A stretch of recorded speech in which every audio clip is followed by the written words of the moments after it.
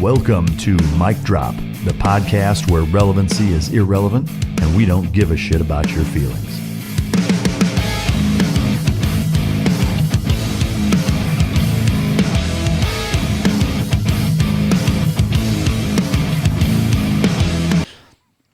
Ladies and gentlemen, as always, it's both an honor and a pleasure to welcome back my next guest to the podcast.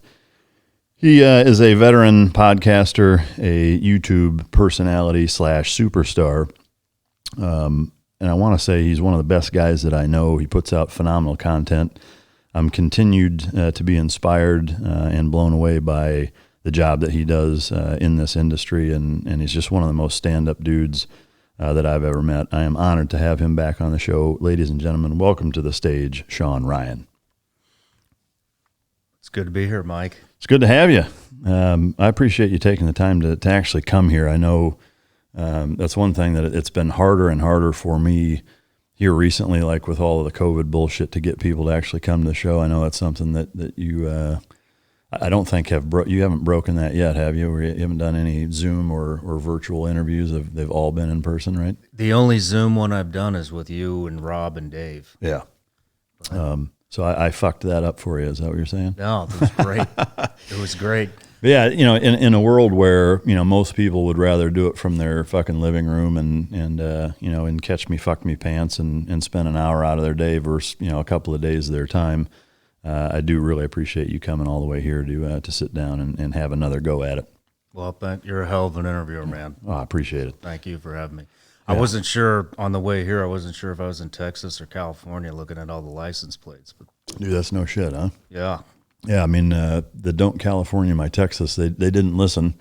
And I think the population in Texas has fucking doubled in the last 18 months or so, and it's mostly from California. Like, it's absurd. But Tennessee grew 20% in 1 year. No shit. Last year it grew 20%. It's wild. How is that impacting you? Because I know in the Nashville area, that's already kind of, for Tennessee, a little more on the liberal side with the country music superstars and the Hollywood assholes buying property there and whatever. How have you seen that impact that area?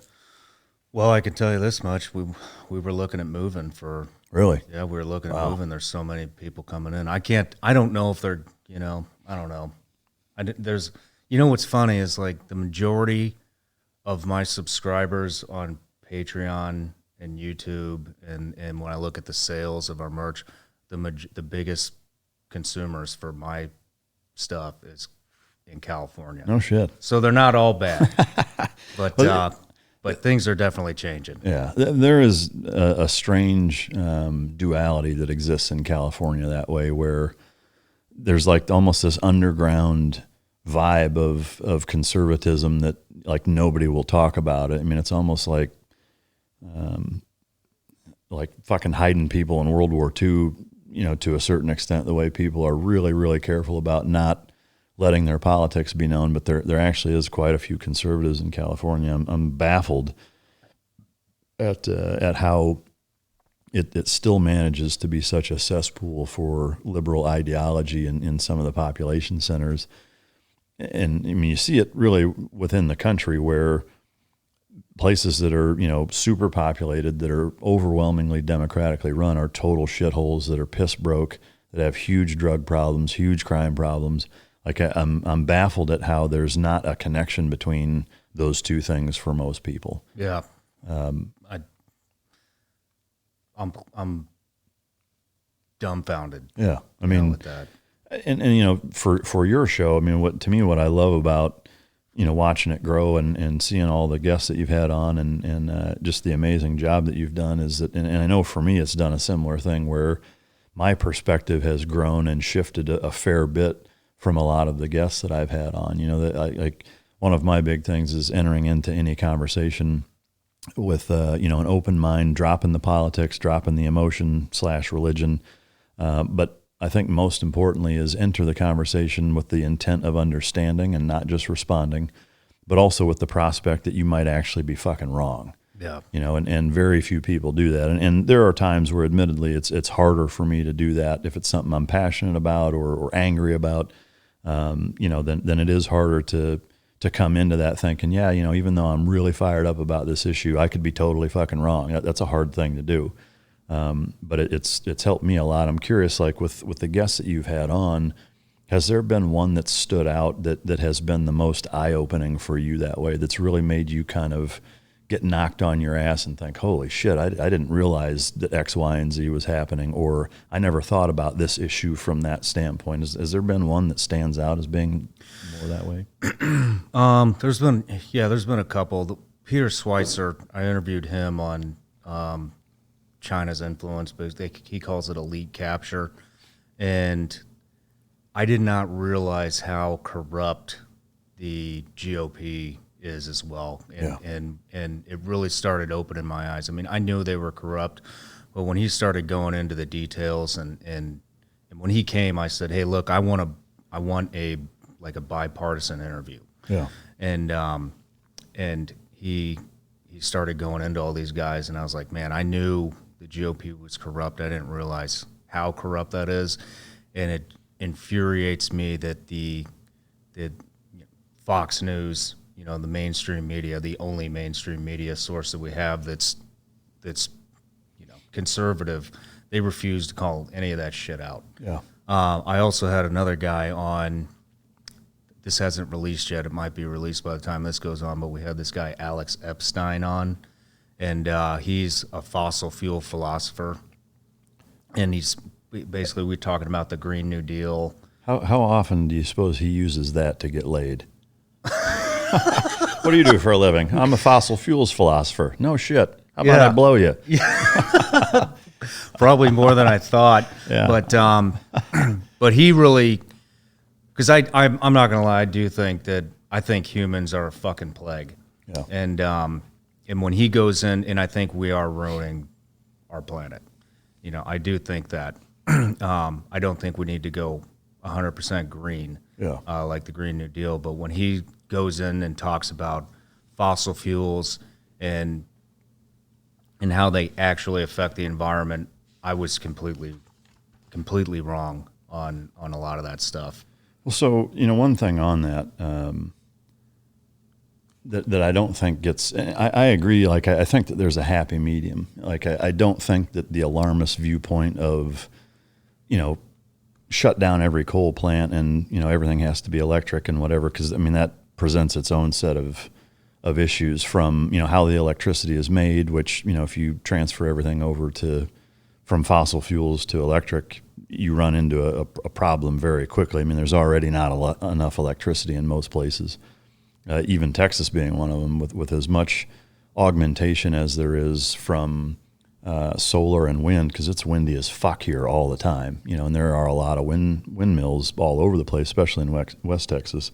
And there's, of course, a lot of drilling as well. But we still, with the population that we have and the influx that has taken place over the last couple of years, still struggle to keep up when it's really hot or really cold. And the one thing that that you never hear people really talk about, because it seems to be almost like a social faux pas, and I get why it is, but is the population issue. Yeah. If you think about when you and I were kids, right, like toddlers or young kids, and you take a road trip, the population in this country was like 240 million. Now they say 330. I bet it's more like 350, honestly, with the amount of people that are here that we don't even know that are here, and that's not just from the southern border. It's overstayed visas, you name it. But you think about, that amount of people more than when we were kids, and you think about just basic infrastructure, power grids, interstates. Like, there are some new roads, there are some augments as far as power grid goes, but not that big of an upscale to accommodate that much of a boom in population growth. And one of the things, with what I do for a living, I travel a lot and mostly drive, because I'm usually delivering a dog or I have a dog or dogs with me, and I have all the shit with it, and it's just easier to drive than it is to fly, plus I prefer it. But one thing I've noticed in the last couple of years is that really, no matter what time of day or what day of the week it is, on major interstates, it's fucking packed. Yeah. And it can be 2 a.m, and there's a stream of fucking cars, 2 lanes, 3 lanes wide, driving from one place to the next, no matter where the fuck you're at in the country. And, nobody wants to talk about, like, the legalities, and I'm not advocating for it necessarily, but I think that there does need to be a come to Jesus moment with the reproduction goals of mankind, because we've got almost 8 billion people on the planet. Like, I don't give a fuck how efficient you are or how well run things are or how streamlined processes are in terms of how human beings live and what the carbon net footprint that they impose on our planet is. There comes a time of critical mass where it doesn't fucking matter, where the reality of it is there's just too many fucking people for the amount of resources and space, and I think we're there. Yeah. I mean, it feels like we're there. And one thing that I noticed, I was traveling, I actually flew this past week. It was a quick one-day there and back trip, and one thing that I noticed was the mentality, and I promise there's a point to this. There's kind of a long tail on this kite, but the mentality of TSA agents at a really, really small airport that's not busy ever versus Chicago O'Hare or DFW, whatever. Do you notice a difference in how they treat you? Oh, yeah, definitely. It's massive. Mm-hmm. You think about the mentality of people when they're packed in and it's busy and it's chaotic and there's even a subconscious struggle for resources. It makes people fucking shitty people. And you notice that in going to less populated areas versus more populated areas, and that's an unhealthy mentality to continually have. But that's the reality of the planet that we live in. It's becoming harder and harder to find places where you can have a relaxed state of mind, mentality, slower pace of life. Those places almost don't exist now. Yeah. And so I'm curious, in my roundabout way to get to this, did you guys talk at all about that in terms of the actual numbers and the impact that the amount of fucking people by themselves has on the planet? Well, he calls himself, not exactly, he calls himself pro-human, and he says anybody that's green is anti-human, and then he goes into this guy's way above my level on the intelligence spectrum, but he goes into all the benefits that fossil fuels get and how all of these other energy supposed experts that have been named by whoever, he goes through every example on how they're wrong. Like 2000 something was supposed to happen, and we're all supposed to be dead, and a third of the population is supposed to be dead, and all of these theories that he had are gone. Yeah. And a big thing that we talked about was how China kind of plays into all of this, and the hypocrisy, from the green people. Is there a link as far as China is concerned to like the minerals required for batteries and electric stuff? That is the link there, or is it? Well, China's importing. I think they've doubled their coal importation from Russia to make the facilities to produce our solar panels that they're going to ship here. And then on top of that, if you look at all the areas in the world that China is beginning to control or already controlling, Africa, huge infrastructure there. I mean, they're building entire highway systems, major cities, and it's like when Columbus came here. They're just taking it, and they're owning all that. They own all those lithium mines over there. Then we pull out of Afghanistan. They were already in place to make negotiations for that before we ever even left. Yeah, and so these batteries are only good for 10 years. Well, the batteries are going to come from China as well. And he talks about how it's 100% impossible to have only green energy from solar and wind because it's so unreliable. Yeah. And so it wouldn't work anyways, but nobody looks into it. They just think it's going to work.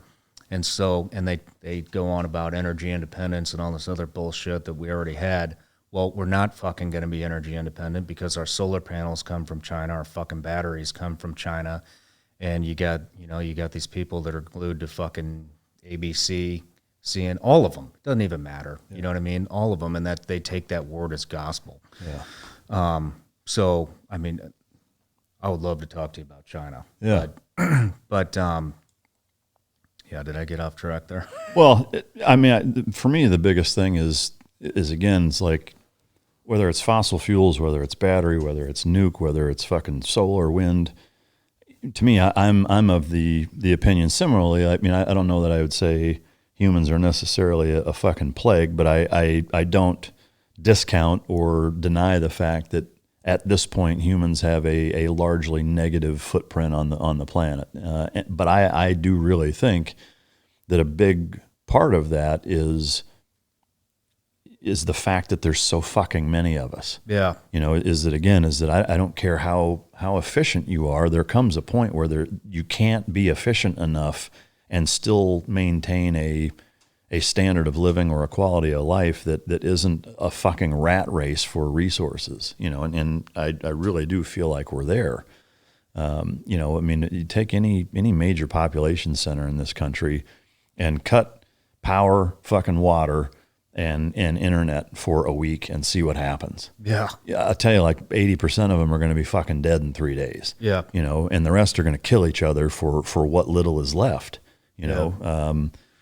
But if you think about it from the population growth from say 100 years ago, like it's staggering how fast we're growing. I mean, it's on par with the technology advances that have happened in the last 100 years. There is a direct correlation of technology advancement and population growth that parallels one another almost to a T, and that's not a mistake or by accident. But the fact is that that is, in my opinion, the single most or the biggest contributing factor to our detriment to Mother Nature is there's so fucking many of us.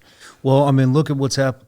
I'm sure it's happening here, but in Tennessee alone, you got all these people moving from there's this huge migration happening in the country right now. Yeah. And, fact of the matter is it's blue states moving to red states, whatever you want to call it. I don't give a shit. That doesn't mean it's all the purple migration. Yeah. But what I'm saying is look at what we're destroying. When I moved to Tennessee 3.5 years ago, cause I wanted out of the city, the population, like I said, it went up 20% just last year alone.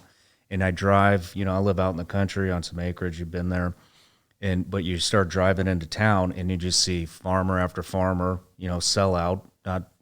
Whatever, I probably would too, because they're making tens of millions of dollars on their land. I mean, some of this acreage is going for over $1 million an acre out there now. Fuck.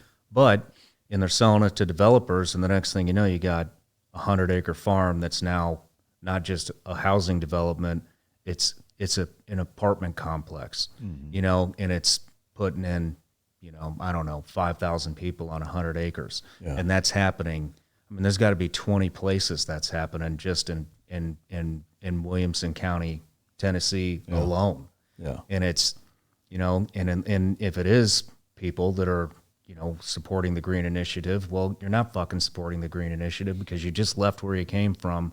And there's so many of you leaving that now you're destroying all of the green space, where you're moving to. Yeah. And you know what I'm saying? No, I do. It's got to be happening here too. No, it is. I mean, the real estate market, just where we're sitting, in the last 3 years has over doubled. Like the prices of homes that I've either looked at or lived in or what have you, have more than doubled in the 3 years that I've been in this area. So yeah, it's absolutely happening. The tricky part for me is like, who the fuck am I to tell anybody they can't have kids? I'm not. Like that's not my responsibility, or is it my business to tell anybody that they can't or shouldn't have kids? I have kids. But that's where I think there needs to be kind of that adult conversation of saying, okay, look, I don't think legislation, the way China has done it in the past, of saying you can only have X number of kids or whatever, I don't think that's the right answer, because that spits in the face of everything liberty or freedom or free country wise. On the same token, I think you have to have a collective population that has enough common sense and enough of an ability to put their own desires behind what the collective best foot forward is as a species for this planet. And to my brain, I think that's a big component, not the only component, but a big component that just never gets talked about. It's like if you even bring up population control, I mean, that has a lot of negative connotations in and of itself. For good reason. Again, I don't think taking the page out of China's book is the answer, but something needs to give, because we're on a fucking collision course. to where we are going to ruin our own habitat one way or another. And while everybody is busy fighting about whose fault it is, nobody's actually fixing any of the fucking problems. I am curious, at the end of that interview with this guy, did he have any kind of encouraging solutions that are feasible, that make sense, that if done properly gave you some sense of positivity looking forward for that? Nuclear and hydro energy. Yeah. I mean, to me, that makes sense. Was there more to it than that, or was that the synopsis? Not a lot. Not a lot. Nuke and water? Yeah. There was a lot to the interview, but it sounds like, according to him, nuclear and hydro energy are where it's at. Yeah. But it's nobody wants to solve anything. All the people that we've elected, none of them want to solve anything. I just interviewed Rob O'Neill, and you did too. And we were having dinner after the interview, and we were talking about politics, and I was telling him about that specific interview. It was a little fresher in my mind than it is now. But I got to be honest, I can't remember half the shit I talked to people about on the interview. It's all those gummy bears. Yeah, you're probably what are right. in those gummy bears? But he had. We were talking about the Green Initiative and everything, and he is. I'm trying to get these scientists, but he's part owners in this company, some type of ownership. I'm not sure of the stipulations, but and forgive me, I don't know. I'm not a scientist, so I don't know everything. But he was talking about this company. These two scientists have spent their lifelong work on, and basically, they've come up with this kind of some kind of a solution that you can drink. It's safe. You can literally drink it. And they spray it on these plants, and these plants, what it sounds like is they're able to do photosynthesis 24 hours a day versus whatever percentage of let's say 30% of the day they do it. Now they can do it 100% of the day, which turns carbon into oxygen. And so all they would need to get this, so that would lower the carbon footprint, right? Because the plants are working overtime. Yeah. It's like right? 3 times the amount of oxygen being produced. Yes. So basically what he's talking about is you can get this solution, put it in just your old school crop duster. You wouldn't have to have these massive teams, and you spray it on trees or whatever, and they are doing photosynthesis or turning carbon into oxygen 24 hours a day, which would lower the carbon footprint. He was able to, I was like, well, how did, no offense, Rob, but how did your dumb ass wind up with ownership of a company, that has to do with this? I mean, I know you shop in Laden, but I don't know what the hell you know about, photosynthesis with these scientists. And he's like, well, he's like, I know a lot of people and I can make introductions. Yeah. And he had made introductions to government, and nobody fucking listened. No shit. They want to get a picture with him, or they won't talk to him because he's a conservative. And when you hear that, it's just like nobody wants to solve anything. That's just one issue. Yeah. You know what I mean? Nobody wants to solve anything. You'd think the Republican Party would pick that up and fucking run with it. Yeah. But it's not on the agenda. Yeah. I think, most people there, and that's one of the conversations I had with Eli when he was here. But, most people in those positions are more worried about making the other guy look bad and making themselves or their team look like they're the right guys for the job. But it's almost like big pharma, is that the money and the longevity is not in fixing problems. It's in making people think that you're fixing problems, but still maintaining enough problems to where people are both angry and scared enough to reelect you. And that's really what the entire name of the fucking game is keeping your fucking job. Yep. And we've talked about, term limits and all this other shit. And that's great in theory. And I've used this analogy too many fucking times at this point, but it's asking the fox to audit himself in the hen house. Like they're not going to go there and say, yeah, this is a really fucking sweet deal. Let's shorten it for all of us. Like they're not going to do that. Yeah.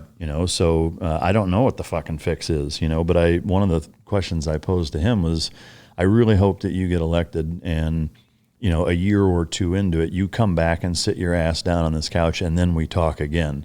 And I want to get the wizard behind the curtain fucking view, and then ask you what the fuck. And he agreed to do it. So I hope he gets in. I hope that he goes there and actually does something and learns enough to come, give us the kind of the inside scoop on what it actually is like there and how difficult it is or not, or what it's really like, and actually get that fucking eye-opening perspective on it, because you don't see that. There's been other guys from the community that have been elected that will not fucking come, like, can't even get them to respond. Yeah. Once they're in that spot, it's like, now, if you're not a donor or, somebody that holds the keys to something that they want, they don't even know who the fuck you are, I wonder who you're talking about. Right. Who could that fucking be? I mean, it's just, there's several of them, and it's just, to me, it's like that further fucking perpetuates most people's viewpoint on what politics and what politicians in the Beltway are like. You're validating everybody's shitty ideas towards you. I don't see how people don't see that. Maybe they do, and they just don't give a fuck because they've got, the lottery ticket of being in that position, and they don't fucking care. I don't know. But all right, so back to your show. One of the more recent episodes you had, and you've had this guy on a couple of times now, was the kind of the narco networks down in Mexico, and your crazy ass actually went there, yeah. Right? Tell me a little bit of kind of the behind the scenes of that and what that was like. Well, there's two guys that I bring on. There's Luis Chaparro and Ed Calderon. And Ed, I went down and met with Ed down there. And the original plan was to go down, and we were going to basically jump in with this war correspondent. We were going to go in and basically get the aftermath after these cartel hits. Well, all these journalists got killed in Tijuana. That's where we were, was Tijuana. And I think they had, I can't remember, but one journalist got smoked like a couple days before I went. And then on the flight, on the way down there, another journalist got smoked down there. And so we didn't wind up doing that. So what we did was I told him I really wanted to go into this migrant camp because I wanted to see it. You hear about the border crossings, and what I found out was it's a lot different in Texas than it is in San Diego, or I believe it's going to be a lot different in Texas, and I would like to do something here. But we went into the migrant camp. They got really agitated with us. We had, camera, some guys in plain clothes that had guns, and, me and Ed, and because there was, white Americans down there, that raised a lot of eyebrows, so we had to get the hell out of there. I interviewed these people, and I got to be honest, Mike, I fucking felt bad for them. Yeah. I did not think, that was not my intent to go down there, and it was, I actually had the complete opposite intention, and I just started listening to these people's journey. They came from Honduras. We snagged two out of there, got them out of the migrant camp. I was like, hey, let's buy them a coffee. We'll pay them, give you guys like a month's salary, whatever they're used to making. We'll pay you for a month, whatever you make a month, we'll pay you. We did that. And listen to their journey. And these fucking people, they just want a better life, man.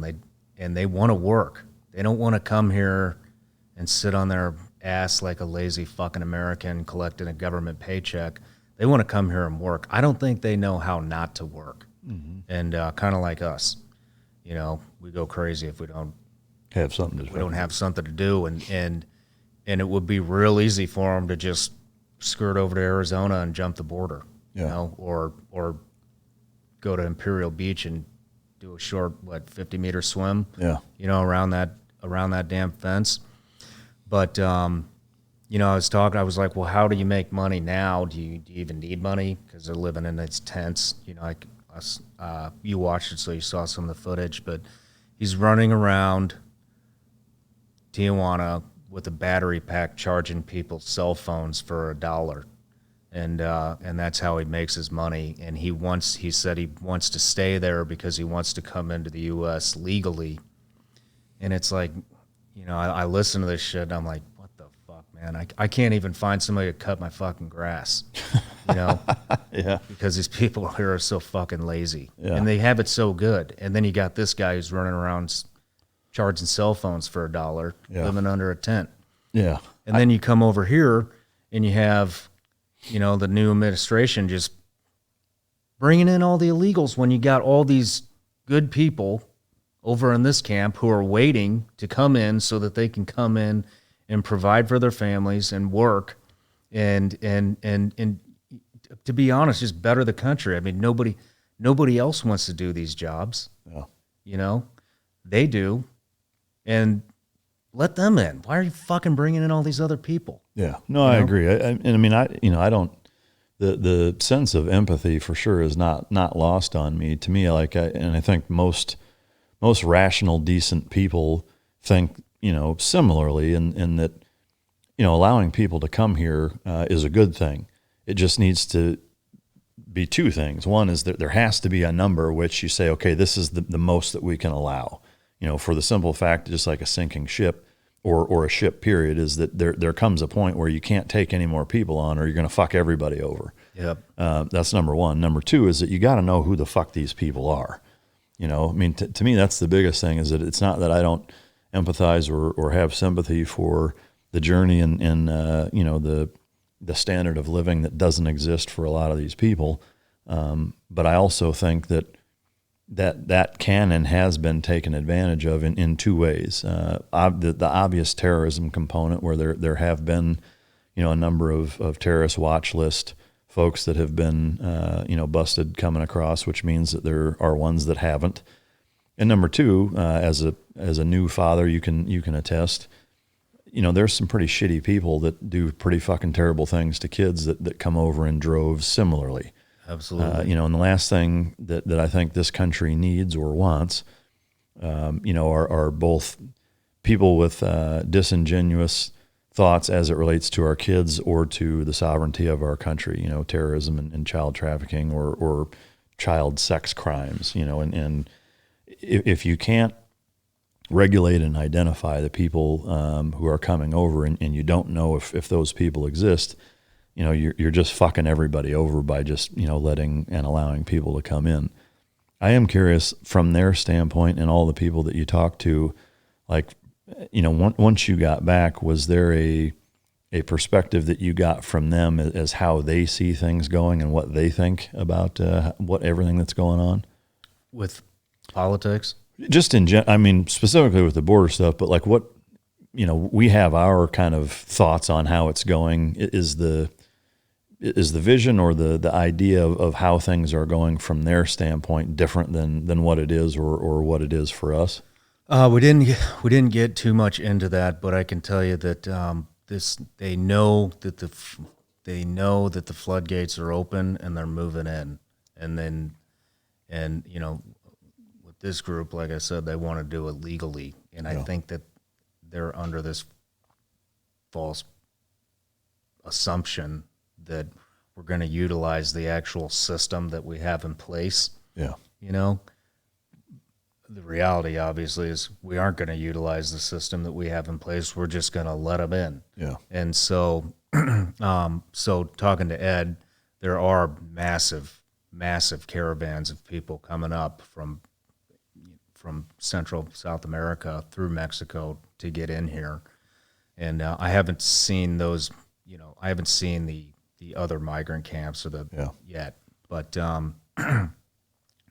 another thing that we did down there, like I said, we didn't get to go on any of those aftermath hits or anything. But what we did do is go into the worst neighborhood in Tijuana and kind of look at how these guys are working, and how their network works, which was really interesting. We actually got compromised kind of on purpose in there. But Ed's like a really, really connected guy. Yeah. And way more connected down there than I thought he was.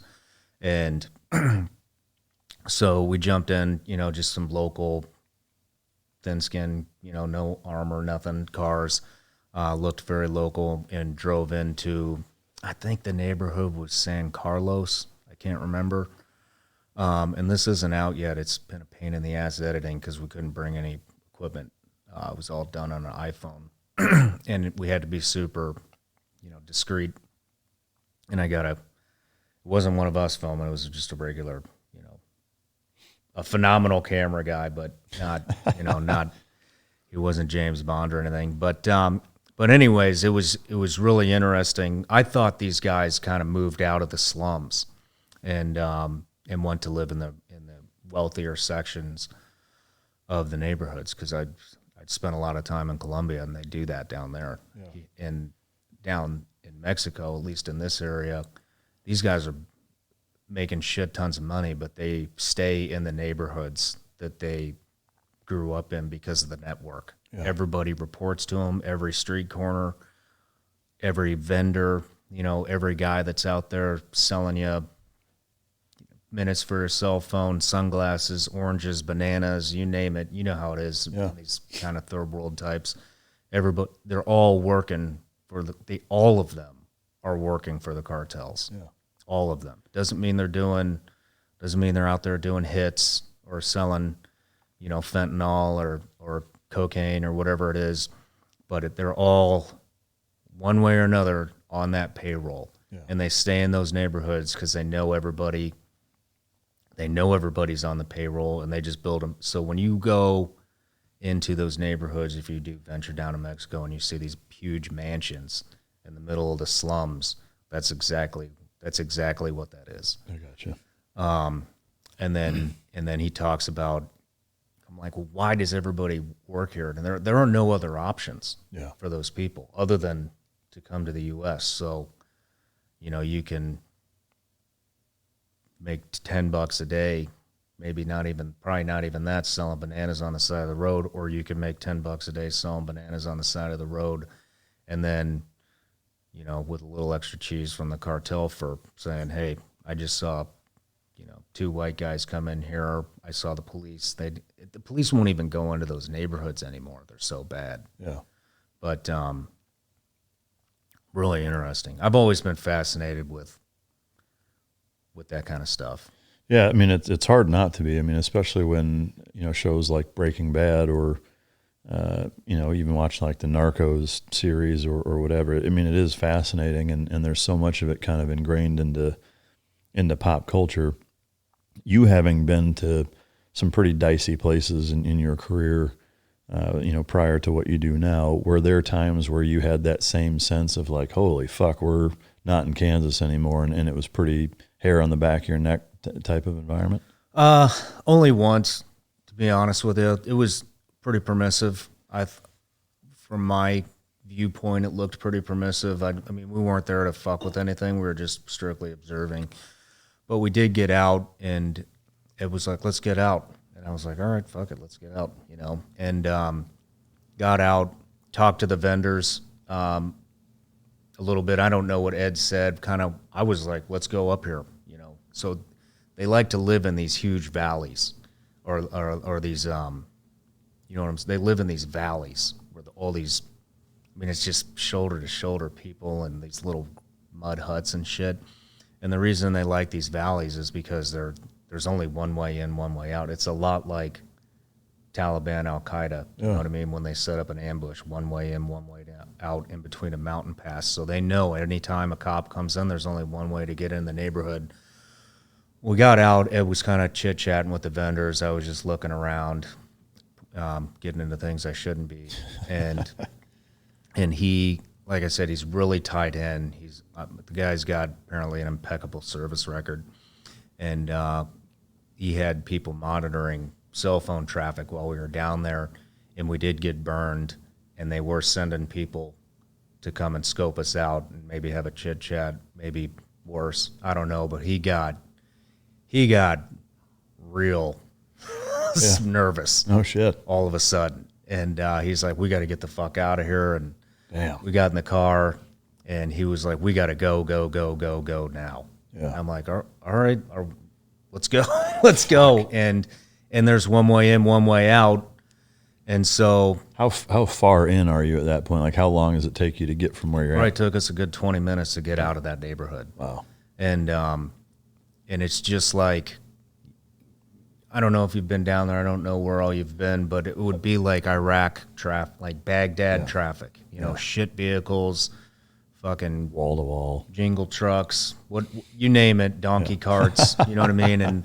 And I started going back into that mode where it's like you see a car pull out of a garage or a truck pull out of the garage and block traffic, and it's like, shit, is that for us? Are we getting ready to get smoked? Yeah. And we didn't. I didn't even. No shots fired, nothing like that. But That was the only like hair-raising, dicey incursion you had. What in watching the episode of the volume coming from all these, instead of these monstrous labs, all these little ones that are kind of scattered all over. If you could just, I guess, speak to a little bit about the volume of actual product that's coming in, because that was really staggering from my perspective of hearing about how many, or just how many drugs, generally speaking, are coming in every day. It's so eye-opening, and that came from Luis. And so this guy is an investigative reporter, and he embeds with these cartels. And the knowledge, I guess not knowledge, the information that he gets is just, it's insane. Yeah. I can't even believe they're giving him this. But so for starters, China's behind the whole fentanyl thing. I don't know how many people know that. But that's not very many, I don't think. I think very few people realize that. Yeah, it's a double win for the cartel in China. So China, wanting to achieve world domination, we're these fentanyl pills and heroin. It's destroying us. And people think it's the junkies living in the tent over in downtown Dallas, San Diego, L.A., Nashville, wherever. Dude, everybody's on this shit. Your doctors are on it. Your attorneys are on it. Your dentist is on it. Cops are on it. Veterans are on it. Yeah. A lot of our friends, are on it and have died from it. And so that's their win. They're weakening, us from the inside out. The cartel win is the money, obviously. And so what's happening is China is not only they're shipping product in, for these guys to make this stuff, but they're also sending in chemists into these cartels to show them how to make the world's deadliest fentanyl and perfecting it so that they'll have these like little classes. It's just like a workshop, Mike. They come in, they do, they bring in these chemists, they run a class, and then, I don't know how long that class lasts, but they teach these cartel chemists how to make the shit. And then there's like a final field training exercise where they make it, and the Chinese chemists, check it, and they're like, yep, good to go. Yeah. On to the next guys. Back to China we go. And the thing about the cartels is they're so adaptable. They are very smart, and they adapt really well. So they were making all this shit. They make the paste and stuff out. They were making it out in the mountains, in the hills, out in the bush. And this shit is so potent, and you can see this footage in that episode, that it kills all of the vegetation around it. I mean, it looks, I was like, is it winter there? Because there was no leaves on the trees. And he's like, no, actually, if you just go a little bit, he's like, there's like a 50-meter-ish radius where all the vegetation is dead. If you walk past that, it's all green again. So basically, where they're making these fentanyl-laced pills, just it's so potent that right there it's killing all the vegetation? Well, that's the paste. Oh, That's where they used to make it. Now, because they've been somebody's getting involved. I don't know if it's the Mexican government or whatever. They've moved it indoors, and so they're taking this paste and they're moving it indoors, and it's very similar. There's footage of this too. It looks like it's in just a basic apartment kitchen. Yeah. It's nothing to it. I can't remember the exact numbers per kitchen that it's making, but we can do reverse math if you want, but if I remember correctly, one village is producing 3,640,000,000 fentanyl pills a year that's being moved up into the U.S. and Canada. That's one village, one fucking village. God damn, that's 3,640,000,000 fentanyl pills a year. So with it being so pervasive in our society, as you said, there's people that you wouldn't think that are on it. How do they combat that, or was there anything like that discussed with the people that are making it, the drug dealers themselves, the population there? Like, if it's so readily available, like they're swimming in the shit, do they all stay away from it and they're smart enough to fucking segregate business from pleasure that way, or are a lot of them all fucked up on it too? The chemists aren't. The chemists are scared shitless of it. Yeah, and because they understand it.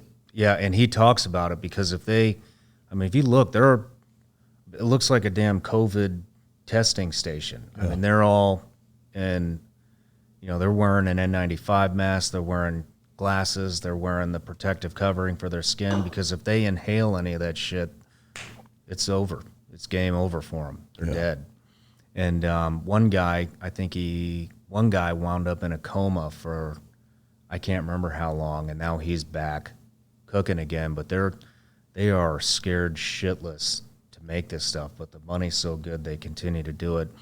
I don't think cartel members, the ones that he was saying, really have a problem with fentanyl, because they do know how deadly it is. But I got to be honest, when he went to a party with these guys, and it sounded very similar to guys like us coming home, just dealing with shit that they do every day. And he was just talking about mounds of cocaine, booze, women, and just numb. So your regular Friday night? Yeah. Yes. Yeah. But yeah, I mean, because to me, like, if it's that difficult for, quote unquote, upstanding citizens in our society, even knowing the problem, and you see the stats, we're over 100,000 opioid-based fucking overdose deaths in the last 12 months. I mean, that's a significant number. That's one of the, like, I know 18 to 45, it's the single biggest leading cause of death in this country is opiate. Yeah, and Damn. It's like, why the fuck isn't that talked about? Yeah. Right? Like, you're going to shut the entire country down over COVID when 18 to 45, which is the bulk of the people that are doing the shit day to day, not to say that people 45 and above aren't, but that is the reality, is that the heavy lifting is done 18 to 45, in a society. And if that population, the most people in that age group are dying from overdosing on fucking pain pills coming out of Mexico largely, shouldn't that be a bigger fucking item on the radar societally? I mean, you would think, but once again, that just goes back to, our government. They don't want to solve anything. Yeah. Yeah. And it's just sad. I got a little distracted. I guess my point with that was that if there's that many people that are, cops, lawyers, judges, fucking doctors, what have you, that have families that know the repercussions and still fuck with it, that it would be almost impossible for the people running it, making it, selling it, when they have, piles of it all the time, to not dip into it a little bit the same way, your local fucking high school weed dealer back in high school was smoking some of his own shit. Like, I can only imagine that would happen, but it doesn't seem like that at least stood out when you were there where it was a problem. Well, fentanyl is definitely a problem. Even for them. Yeah. I don't know if it's a cartel problem. I got you. But it is definitely a problem. He was talking about that back to Ed when we were down in Tijuana. The first thing we did was kind of do area familiarization. I was like, take me to all the different areas. And what was interesting is how many Americans are moving into Tijuana because they can't afford San Diego prices anymore. And and so they're calling that section of town San Diego 2. Really? And he's and then we go, there's like I don't know if it's a river, but some kind of man-made canal that kind of divides the city. And when you go on the other side, that runs north-south, when you go on the other side of that canal, that's kind of where you get into kind of real Mexico. Yeah. You know, that doesn't have the American influence in it. And what he's saying is that once again, it's the Americans and the wealthier Mexicans that are coming over into these neighborhoods and to get the fentanyl. Oh. And then going back. So did you get a sense that the local population, are they fucking with some of this stuff too? Like, are there a lot of, you know, middle class and lower class Mexican citizens that are all fucked up on it the same way there is here? I'm sure there are, but I didn't see it. Yeah. You know, the difference between here and there that I saw, and you know, my time was limited, so I'm not sure, but from what I did see, I did not see a bunch of cracked out Mexicans, Yeah. Hondurans, you know, Guatemalans living in tents, you know, hiding under the covers, shooting up or taking fentanyl. I saw a lot of poor people in tents that are trying to find a better life. Yeah. You know, and that's it's just That's a strange difference, I guess. But you know, you see it at any busy city here. There's a lot of people that are just, they don't give a fuck. You know, Yep. they're shooting up and hooked on whatever, and they don't fucking care. And there's cities of them. I mean, especially in California. I mean, Dallas has a homeless population. It's nothing like it is out west. I mean, I've been to California a handful of times over the last year, you know, mostly delivering dogs to people that are worried, seeing, you know, the state of affairs in that state. But it's fucking mind-boggling how many homeless people there are. I mean, even in San Diego, I mean, from the time that I left there, like, dude, it's totally different, and it's fucking sad, you know. Yeah. But they're still getting a paycheck. yeah, I think that's the difference. They don't have to do anything because they're still getting a paycheck, and the paycheck just goes right to heroin, fentanyl, whatever their addiction is. And there's enough of a societal safety net for them to still get the basic shit that they need to survive, to enable them to do that, I think. Yeah. You know, whereas in Mexico there isn't. It's like, no, you don't like, you can't go into a hospital and get treated. You know, there isn't a fucking soup kitchen that you can go. There isn't a fucking hostel that you can or a homeless shelter that you can go keep from freezing to death in places like here or in the Midwest or whatever, that give them just enough to not have to fucking get off their ass, you know. There's no welfare check coming to them the first every month. Yeah, yep. I'm equally fascinated by that stuff. Was there at the end of it, I guess, from whether it's Ed or Luis, you said his name, from either of those two guys, was there this is what needs to happen to unfuck this mess, or was it like, this is hopeless? It's pretty, being honest, man, it's pretty much this is hopeless. Yeah. Like, what's their perspective being from there and coming back and forth to the United States? What do they think about it? Well, I mean, they're a lot more used to it, you know, because they're from there. They grew up down there. I mean, they're obviously here for a better life, but I mean, both of them basically say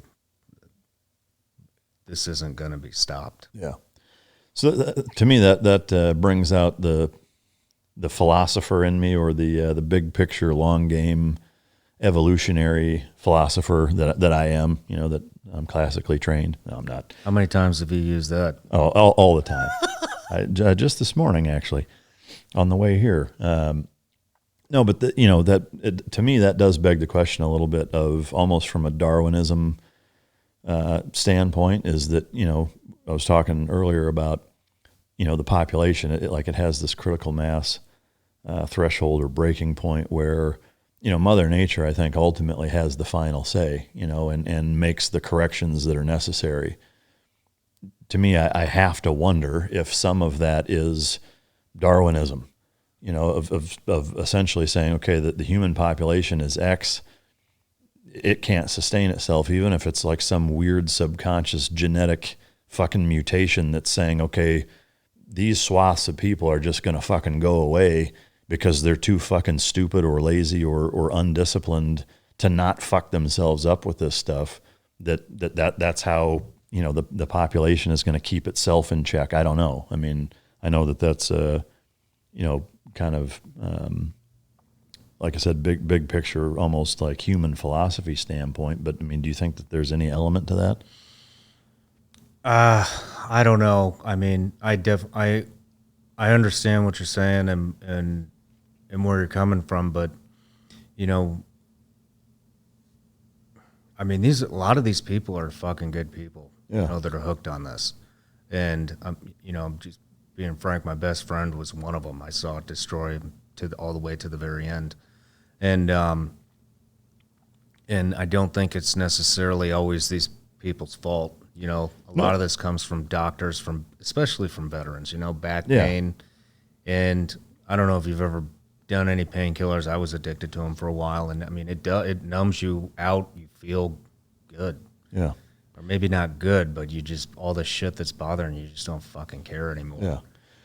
I not to interrupt, I don't dispute that they're bad people. I don't, I hope it doesn't come off as a sense of arrogance or that the people that are on that are stupid or fucking bad people. I don't. I mean more almost from an evolutionary standpoint, is that like the Mother Nature component is irrespective of what type of person it is. I see what you mean. It's the fact that like it's like mutating genes, you know, is that, hey, there's a problem and evolution has to fix it. And there has to be a mechanism to keep the population from reaching a certain point. And so human nature will find a way, you know, kind of almost like the Jurassic Park, like fucking life finds a way in both good and bad. But it is that I wonder if there is an element of almost a subconscious or a genetic component to our species controlling itself that way. I mean, it's definitely a good possibility. I mean, if you want to go down this road, it could even be engineered because, like I said, this is all coming from China, and we know China has a population control initiative. Yeah. And, you know, I mean, maybe COVID was part of that too. Yeah. You know? Yeah. What, can you speak a little bit more to both your journey and your friends, and how, if that can or does lead into your trip down to Mexico for the Ibogaine stuff? Well, that was not why I went down. I kind of kicked my opiate addiction years ago. But do you care to talk about it? My opiate addiction? I mean, we could go down that road. Have you talked about it before? No. Yeah. I mean, it is mic drop. You know, yeah. So, I mean, I'd love to hear it if you're willing to share it. I mean, yeah. Where do you want to start? I guess from the beginning. I guess when was the first time that you took any type of opiate-based painkiller, and what happened? Like, how did it go from I had a surgery and I took X to now I'm fucking doctor shopping and hooked on the shit? It went, all right. I had a hernia surgery back in, when was that? Probably around 2006. And I had a hernia surgery. I had to take time off work. I was working for the agency at the time. And I had hernia surgery. They put me on, I think it was Oxy. Afterward, it was hydrocodone. And you know, the first time I noticed anything, I used to be really big into fishing. I was living in Florida at the time, and I had just gotten on my feet, and I was like, I just want to throw a rod in the water. Can't really, you know, do much. And we were driving, and traffic just, I'm infuriated in traffic. And the guy that I went fishing with all the time was like, man, he's like, I've never seen you like this driving. And I was like, what are you talking about? He's like, dude, you haven't yelled at anybody. And I was like, no shit. And I was like, it's this fucking medicine. You know, it makes me, I don't give a fuck. Shit doesn't get to me. I don't fucking care. Yeah. And so then I got more. You know, I got more of that. And then I started, you know, when I'd go overseas, I would go to the pharmacy and I would stock up. And then I moved to Colombia and I would stock up down there. because I didn't need a script. If I did need a script, it'd take $10 to pay a doctor off to get a script, you know? And then I started exploring. I was like, well, if this shit makes me feel good, maybe I can get something to help me sleep again, because that wasn't helping me sleep. That would just numb me out. And then I got on Valium and Ambien, Xanax, clorazepam, all of the benzos. And then that led into cocaine. No shit. You know, yeah, man. It was, I remember when I finally got help, I walked into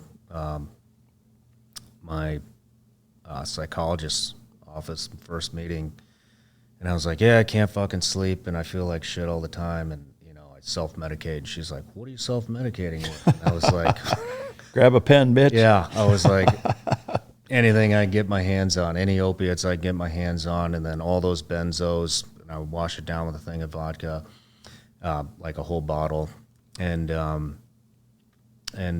anyways, going back, then that developed like another addiction, because guys like us are addicted to adrenaline, right?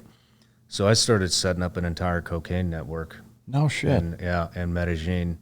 And fucking El Chapo 2.0 over here. I was, well, you know, there was this, you know, a lot of wealthy. You think you know a guy. Yeah, you think you know a guy. There's a lot of, you know, wealthy Europeans and wealthy Americans that go down there strictly for sex. Yeah. You know, for the party. And when I noticed, being a team guy, it was like these guys, all these Americans, they come down, and women too, you know, they come down and they stay in like a certain 3-block radius. You know, in Medellin, it's called Parque Lleras, the El Poblado district. And these people are too fucking scared to go and talk to a Colombian about getting cocaine. And so my entrepreneurial mind kicked in, and I was like, well, I can facilitate all this. Yeah. So I built this network, and it started with just ground level. You know, I started making friends with the doorman. I started making friends with taxi drivers. I started making friends with strippers, hookers, you know, strip club owners, bus boys, everybody, the door guys at the strip clubs, the door guys at the regular clubs, DJs. And all these dirtballs, you know, can point you in the direction that you needed to go. And I was setting up. It was fucking fun, dude. Yeah. I mean, it was like. And so you were doing it at the time, and I would go into the worst parts before I started making contacts at all these clubs and shit. I would go to the worst parts of Colombia, like the poorest parts. One is called Barrio Antioquia, and you can't even get in there without going through multiple police checkpoints. I would go in there with a Rolex, with $1,000 shoes on, badass sunglasses, and I would just fucking hit the street dealers. And knowing that they were going to rip me off, and I would pull out my cell phone and I'd be like, all right, I need like 20 grams of coquito, which is like the purest cocaine down there. And I wasn't buying like huge bricks or anything, but they would give me, 20 grams, knowing that they would rip me off, and I would already know what I was buying. I would plug in this thing on my calculator, the iPhone calculator, yeah, and I would put like 18.6789 make it look like, and then I would put the bags on there and act like it was a fucking scale. And I would be like, does this look like 20 fucking grams to you? And I would slap the shit out of the guy. And then I would say, I want to meet your boss.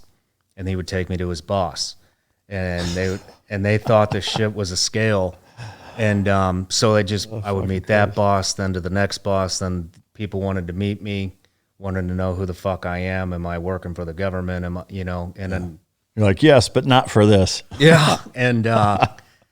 That's kind of what it developed into. And I was using the entire time too, but that was feeding my addiction to adrenaline. I mean, it's just me. Yeah. And I have no doubt that when Steve Jobs developed the calculator app for the iPhone, that's what he intended its use for. Yeah. That's fucking, it's it's scary, but it's also entertaining, funny, brilliant. I mean, it's fucking crazy, man. Like, I had no idea you're slapping fucking drug dealers in Colombia. Do you speak Spanish? Yeah. Yeah, oh, no shit. Broken. I sound like a enough. slow 5-year-old. Yeah. You know, but But you got the job done. but I can communicate. Yeah. And it worked. So at this point, you went through the whole progression of all the painkiller type stuff and benzo medications and all that, and that led to living in Colombia and now doing cocaine, or was it kind of all at the same time? It was all, you know, at the same time, and you know, I'd go to work and numb out, you know, with tramadol. I was taking like 500 milligrams of tramadol a day, and I didn't realize it was a problem until I ran out of tramadol and the pharmacies didn't fucking have any, and I was like, holy shit, this is. Like from a withdrawal standpoint? Yep, from a withdrawal standpoint. What was that like? It was, you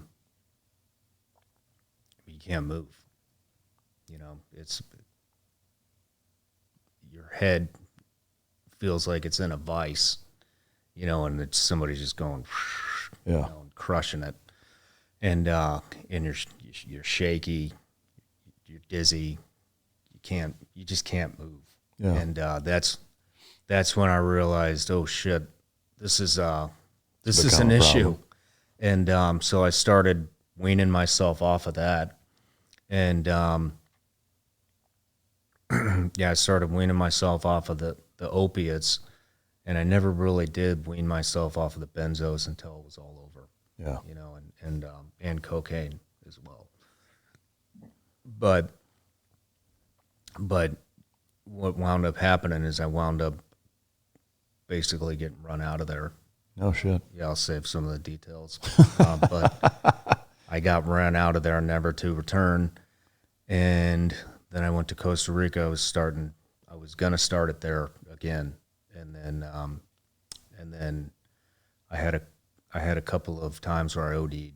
No shit. In Colombia and On Costa cocaine? Rica. Yep. What- Cocaine, or you know, what I would do is I would do, you know, coke for days at a time, and then I would need to go to sleep, so I would use the benzos to come down. Or if I started getting too into it where I think I was going to OD, I would counter it with benzos. And yeah, a friend told me, because I was always worried, you know, a friend told me, hey, you know, you don't need to worry about ODing on cocaine until things slow down. If you're going fast, it's good, but when things start slowing down, that's when the lights are about ready to go out. And that happened. So meaning like mentally you slow down, or the pace of living slows down? Everything. It's like you cannot, you know, everything. It's almost like if you've been in surgery when you get sedated. Yeah. And or you go under anesthesia. Mm-hmm. It's almost like that, where you kind of know everything that's going on around you, but it's processing in your brain. Oh, okay. But you can't talk, and voices start sounding like slow. Yeah. Like, you know, like that. So at that point, like your body is kicking into fucking. You're about done. Oh shit. Yep. And the first time I felt that, I was like, holy shit, I'm going to fucking die down here. And then my parents are going to be super proud. You know, there's my son, the Navy SEAL that fucking OD'd on cocaine and benzos and some shithole in fucking Colombia. God damn. I left there, went to Costa Rica. I was going to do it in Panama too. And I just realized, like, this isn't going to, party's over, man. It's not even fun anymore. Yeah. You know. Did you find the natural progression with all of these things that, you know, because I've watched a lot of other interviews with whether it's drug addicts or, you know, whatever they're addicted to, but I guess specifically with these drugs, whether it's benzos, opiates, cocaine, stimulants, fucking whatever, is it the first time you do it, it's this holy fucking shit experience, and for the rest of your time doing it, you're always chasing that high, and you never quite get it, and so you are continually trying to get back to that first experience that you had with it, and it's never quite that, and it just ramps up, and you get so used to it to where you basically just get to the point where you're using so much of it to where you're on the verge of ODing all the time, but it's just to stave the withdrawal shittiness of not being on it. You're not even really getting high on it anymore. Were you at that point, or did that happen? It's kind of like, I mean, you used to chew tobacco, right? Yeah. It's just a fucking daily Like a routine, habit. You know what I mean? And that's what all of this wound up for me. Yeah. Was like, I had benzos to sleep, you know, and numb me out, and my emergency stash of benzos, excuse me, if I OD'd on Coke. And then Coke was just like, it was, for me, it was like Coffee. no different than having a coffee, a cigarette, a dip of Copenhagen.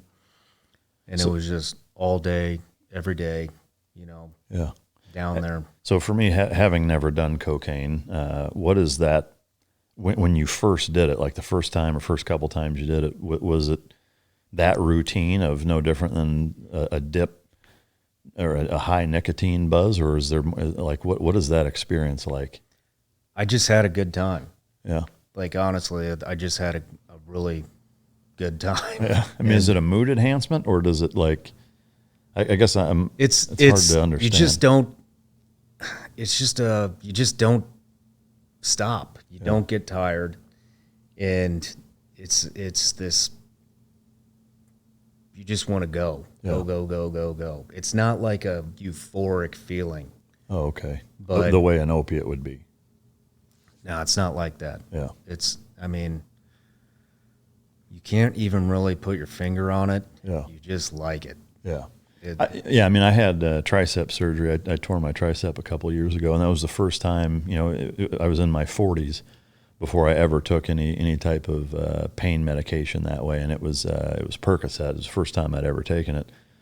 And I, you know, like the first time I took it, I was like, I understand why people have a problem with this. Like, that sense of euphoria and like just this wave of, holy shit, that's incredible. Like, I don't give a fuck about anything. Like, everything's great, like super good mood.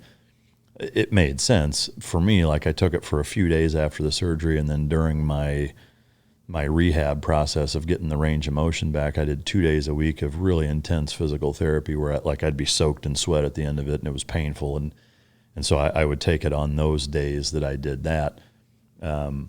You know, I never had any issue quitting dipping either, or the things that I tended to like, I guess. So maybe I do know that there's a big genetic component to that, of being, you know, the being able to regulate yourself with stuff like that a lot of times is out of people's control. I'm not naive to that. I've been fortunate, I think, in not, at least from my experiences, not having had an issue with that. But I get that sense of like just overwhelming euphoria that you know, it's like, man, that's an incredible feeling. But so cocaine's not that way at all. I mean, it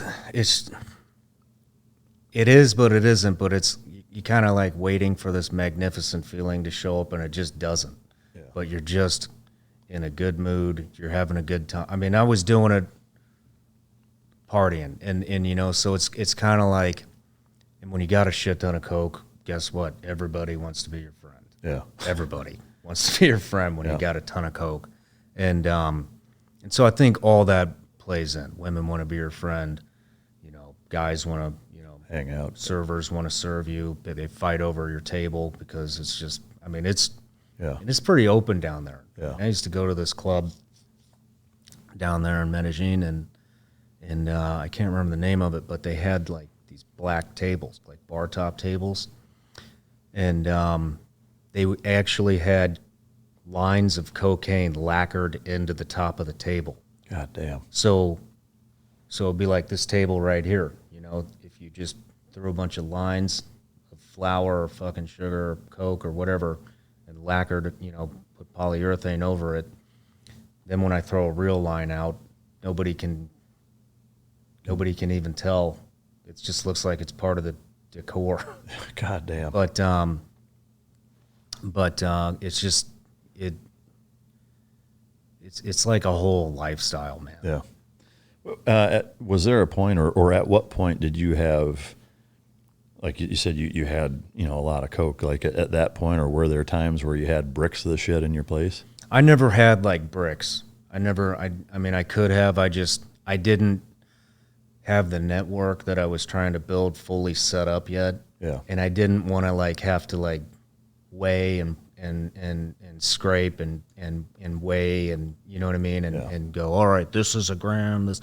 I just wanted it all done. Yeah. You know what I mean? So I would go and buy, 50, 60, maybe 100 grams that are already bagged, ready to go, ready to be sold. Yeah. And what, like in terms of if you're doing coke, how much are you taking at a time, gram wise? Is it a gram, or are you taking not even a gram? Well, no, you're not taking a gram. I didn't. Yeah. I would do like, I mean, it's always different, but normally what I would do are like key bumps. I can't even believe I'm fucking saying this shit. But I would like dip a key into the bag and then just one up each nostril, and I'd probably do that, I don't know, 6 times an hour, maybe more. Jesus, an hour? Yeah. Wow. And then every 10 minutes? At home, when I got back to my apartment down there, I would just dump just bags and bags and bags and just have piles of fucking cocaine everywhere. Yeah. God damn. Because I didn't care. It was so cheap. Yeah. It was $5 a gram down there. Shit, wow. It was for like $120 a gram. In my Holy fuck. Is the sensation, I've always wondered, does it feel like you're snorting fucking granular shit up your nose? Like to me, I would think that would make you fucking sneeze, or like would tickle your fucking nostrils snorting fucking cocaine up it. You get stuffy nose. Yeah. I mean, to me, I can't imagine, outside the aspect of it being cocaine, but just the thought of like sniffing powder up my fucking nose, like, I don't know. To me, that's such a foreign fucking concept. Yeah. But it is. It's like the first time you did it make you sneeze, or fucking, are you like, what the fuck? No. Really? It's not until you start doing a lot. I got you. Where you really feel it. Yeah. Yeah. That's some fascinating shit, man. I appreciate you sharing all that. At what point were you like, okay, this is a fucking problem, and I actually need to go get help? And decided to do it. There was a couple of points. One was I OD'd on a club floor, and then another one I was ODing. That was actually the first time I felt the slowdown. And what I was talking about, where everything slowed down, I was having a party in my penthouse apartment, and I couldn't function. Yeah. And I was like, it's time to go. And so, man, this sounds horrible, but I was laying and it is. I'm not condoning this shit. It was a good time, but it'll fucking kill you. And I remember kicking everybody out, knowing that I was probably about to die, and realizing it was Mother's Day. And I called my fucking mom, just whacked out of my mind, from Colombia. And I remember like thinking like, I'm not going to come out of this one. I'm probably going. And I felt so guilty. Like I was like, God damn, dude, I'm calling my mom on Mother's Day, whacked out of my mind, and I'm probably going to die at the end of this phone call. And in the next call, I was talking to my parents, and because I'm really close with my family. And I was like, I got to get the fuck out of here. I need help. But I wouldn't tell them, what I was doing or what I was involved with. And that's about right after that, something happened where the federal police were on me. No shit. Yeah. And so I basically surveilled my way to the airport. The Colombian federal police or the American? It was either them or a cartel. Jesus. It was after me, posing as federal police. Yeah. And I saw them. They had set up a OP on the building across from mine. And the doorman that I was paying off is the one that told me. I thought he was lying to me. And but anyways, I got out of the Colombia, went home, flew to where my parents were living at the time in Missouri, and I don't even remember opening up. But I must have told him everything one night. Like I said, I was extreme alcoholic too. Like when I met you, I was drinking about a bottle of wine a night, which I thought was nothing. I used to drink about 2 bottles of vodka a day. And I went home, and I must have been shit-faced. I remember waking up. My dad was like, hey, I want you to, we were supposed to go to a ball game together in St. Louis. And he's like, we're not going to go to I was like, oh, shit, am I late? And he's like, no, he's like, it's fine. We're not going to go. He's like, I have a couple of psychiatrists I'd like you to talk to. And I was like, I'm not fucking talking to this. You know, I'm not.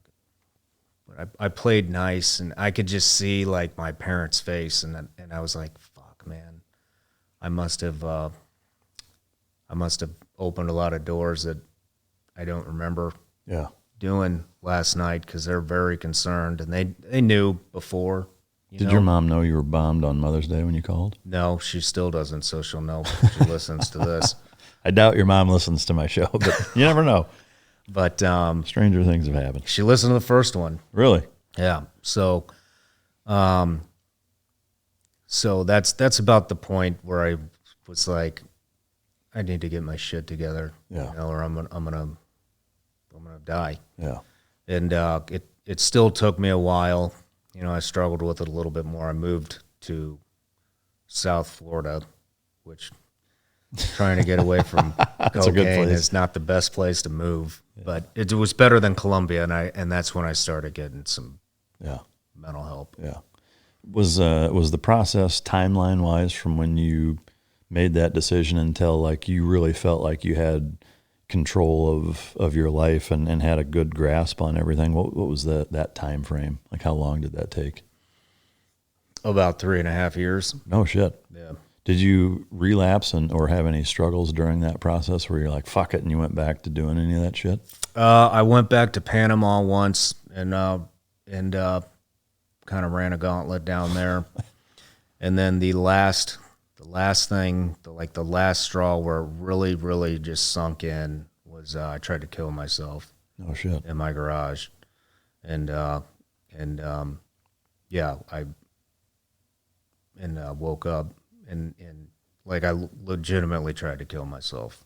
Left the car running. Oh no shit. Yeah, I was driving an Audi A6 at the time. I drove it into the garage, came from the Blue Martini, Boca Raton, shit-faced. It was actually just a couple of days after I met my wife for the first time, believe it or not. Wow. And I pulled in the garage, leaned the seat back, left the car running, closed the garage door. Don't remember it, but woke up in my bed, and my whole fucking condo at the time smelled like gasoline. And I was like, what the hell? You know, what is that? And I went downstairs, saw the couch, and I had a gun that I don't carry down there, so I don't know if I was going to try to shoot myself or not. But then I was like, what the fuck? My clothes were all down there. And then I went and I was like, where is the smell coming from? I went to the garage door, that goes into the house. I touched the handles. It was hot. And I was like, oh shit, still hammered, and fucked up on drugs. Thinking, well, there must be a fire in here or something. So if I open the door, I'll probably just get blown away. So I opened the door, nothing happened, and I saw my car running. And I was like, what the fuck? And I looked in the car. My seat was reclined. And my phone was in there, and there was some texts on there. And it got so hot. I can't believe I didn't fucking die. And this is one of the reasons I actually believe in a higher power now. Is it got so hot that the fucking gas tank melted, and the gasoline was leaking onto the exhaust muffler. Fuck. Yeah, and it never caught fire. And I was like, holy shit, what do I do? Do I open the garage? I was scared if any spark in mind you, I was fucking whacked out of my mind. But I was scared. I was like, if any spark happens right now, this whole place is going to go up. So I was like, don't open the garage door. Just turn the car off. So I turned the car off, and then I wound up opening the garage door anyways. But yeah, the damn. So then, that's kind of, that was the wake up call. So from that point, you kind of had the internal come to Jesus meeting of like, hey, I gotta fucking do better and get my shit together. And then from that point on, you've been on the straight and narrow.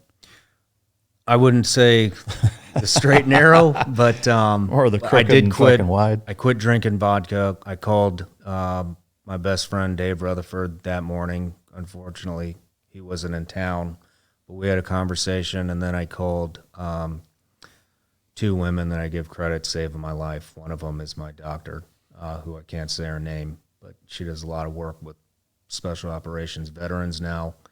Because of that, because of me and my best friend, we kind of opened some doors up. And then Peggy Matthews, who runs a nonprofit, she's gotten just about everybody I know 100% disability from the VA. Yeah, special operations guys, and they kind of, I made some promises, and I think that was the last time I had vodka. Yeah. From that point until now, I guess I would say in the last, maybe 2 years, 3 years, have there been times where temptation has crept in where you've thought like, man, I'd sure love to fucking do a line or take this or that, or fuck, I can't sleep. I wish I had some fucking some blow. Valium or whatever. It just, no, like it's out of your mind pretty much entirely. It's out of my mind. I mean, I remember those times, and and when before it got too nasty, it was like, man, it was fun. Yeah. It was fun. So that rock bottom really hit the reset as far as the desire to want to do it. It did. Yeah. It did. Dude, that's a fucking crazy journey, man. I had no idea. Man. I bet you weren't expecting that one. I sure as fuck wasn't. There's a list of shit I had to talk about that, we've covered a lot of it, but yeah, no, I didn't see that coming. Yeah. Well, I was saving it for you because you're a good interviewer. And I wasn't going to give it to anybody else. I appreciate that. That's what she said. Yeah. God damn, man. That's like, I'm a little bit, not speechless, but like reeling from hearing about that. Like I said, I had no idea. Like that's a whole kind of undercomponent to your life story that that's obviously a big part of it, and one that I think a lot of people can relate to, and one that most people wouldn't ever dare share or feel comfortable enough being.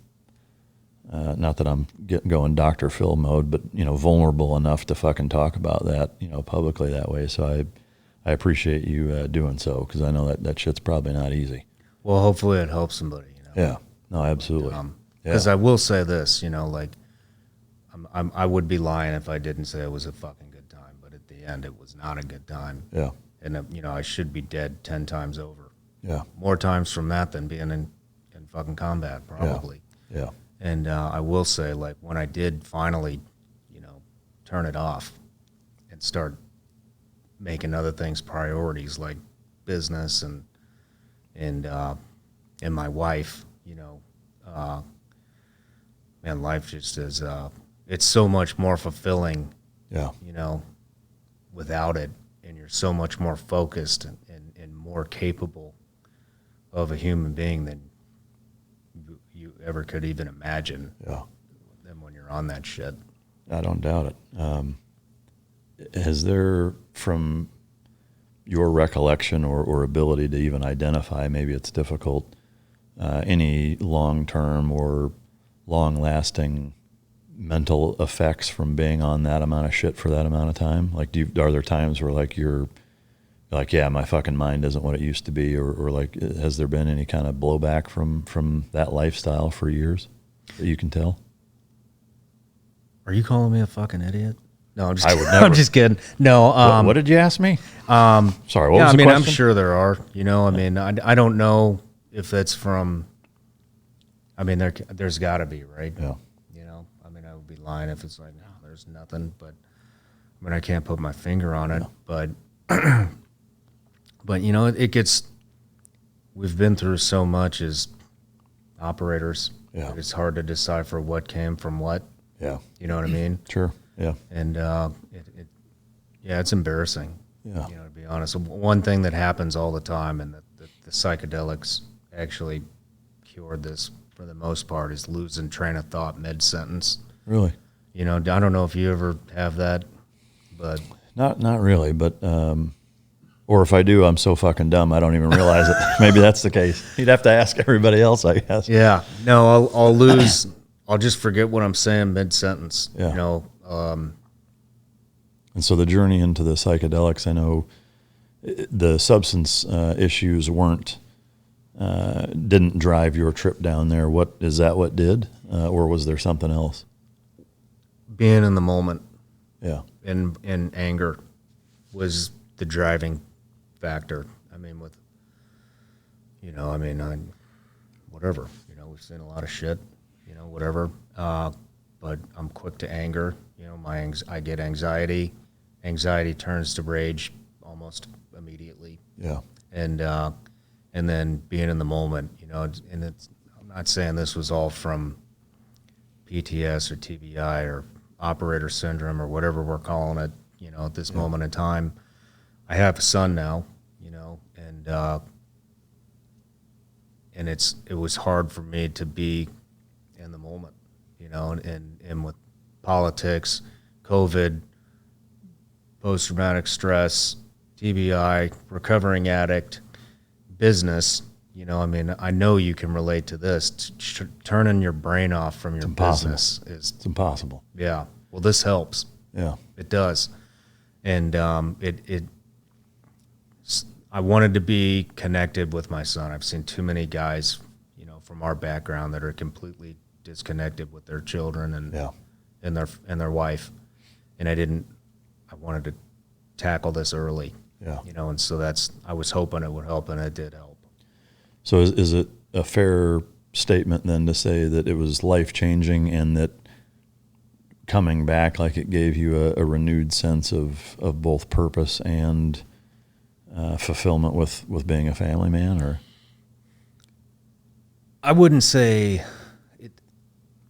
it just helped me separate everything, and I got a lot more out of it than what I wanted. I haven't had a drop of alcohol in about 3 months now since I've been down there. I used to drink wine. Yeah. After I quit vodka, I used to drink wine. Haven't had any alcohol. Haven't had any coffee. Sugar slowed way down. do you feel better? Yeah. Yeah. I feel a lot better.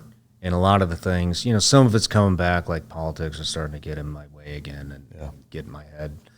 And but the difference is now is that shit used to it would ruin my entire day. Yeah. I would. Yeah. I know what you mean. Yeah. I mean, it's interesting, there's components of that I can absolutely identify with.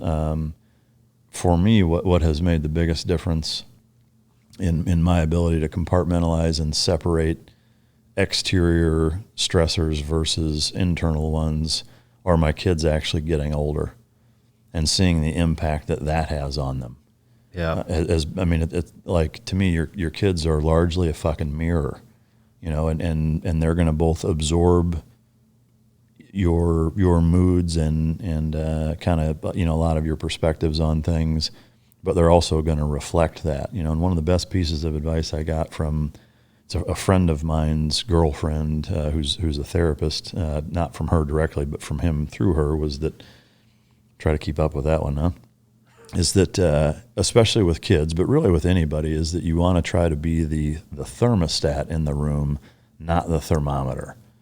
And to me, like, it's such a simple, whether you want to call it an analogy or whatever, just such a great and simple but easy to understand piece of advice, especially with kids, is you want to set the temperature in the room, don't reflect it. Yeah. And it's like, if you just try to remind yourself of that every time you start to get angry or whatever. Like you see the impact that what you feel and the energy and presence that you bring to the table with your children, you see how big of an impact that has on them. When you start to see that impact their lives, their mental health, their mood, their sociability or not, to me that's when it's kind of that Jesus Christ moment of like, this is really fucking important how I conduct myself when I'm around them, and especially when they're really young. Fuck, you're around them all the time. I've learned a lot of that in dogs too, is that, young kids and dogs it's very similar. There's a lot of parallels in how you interact with them and how much your body language and presence and mood and your actions play a huge fucking role. I mean, they always do, but especially when they're young. And so I think, I've been fortunate to where that's been staring me in the face. I probably should have learned it a lot earlier than I did.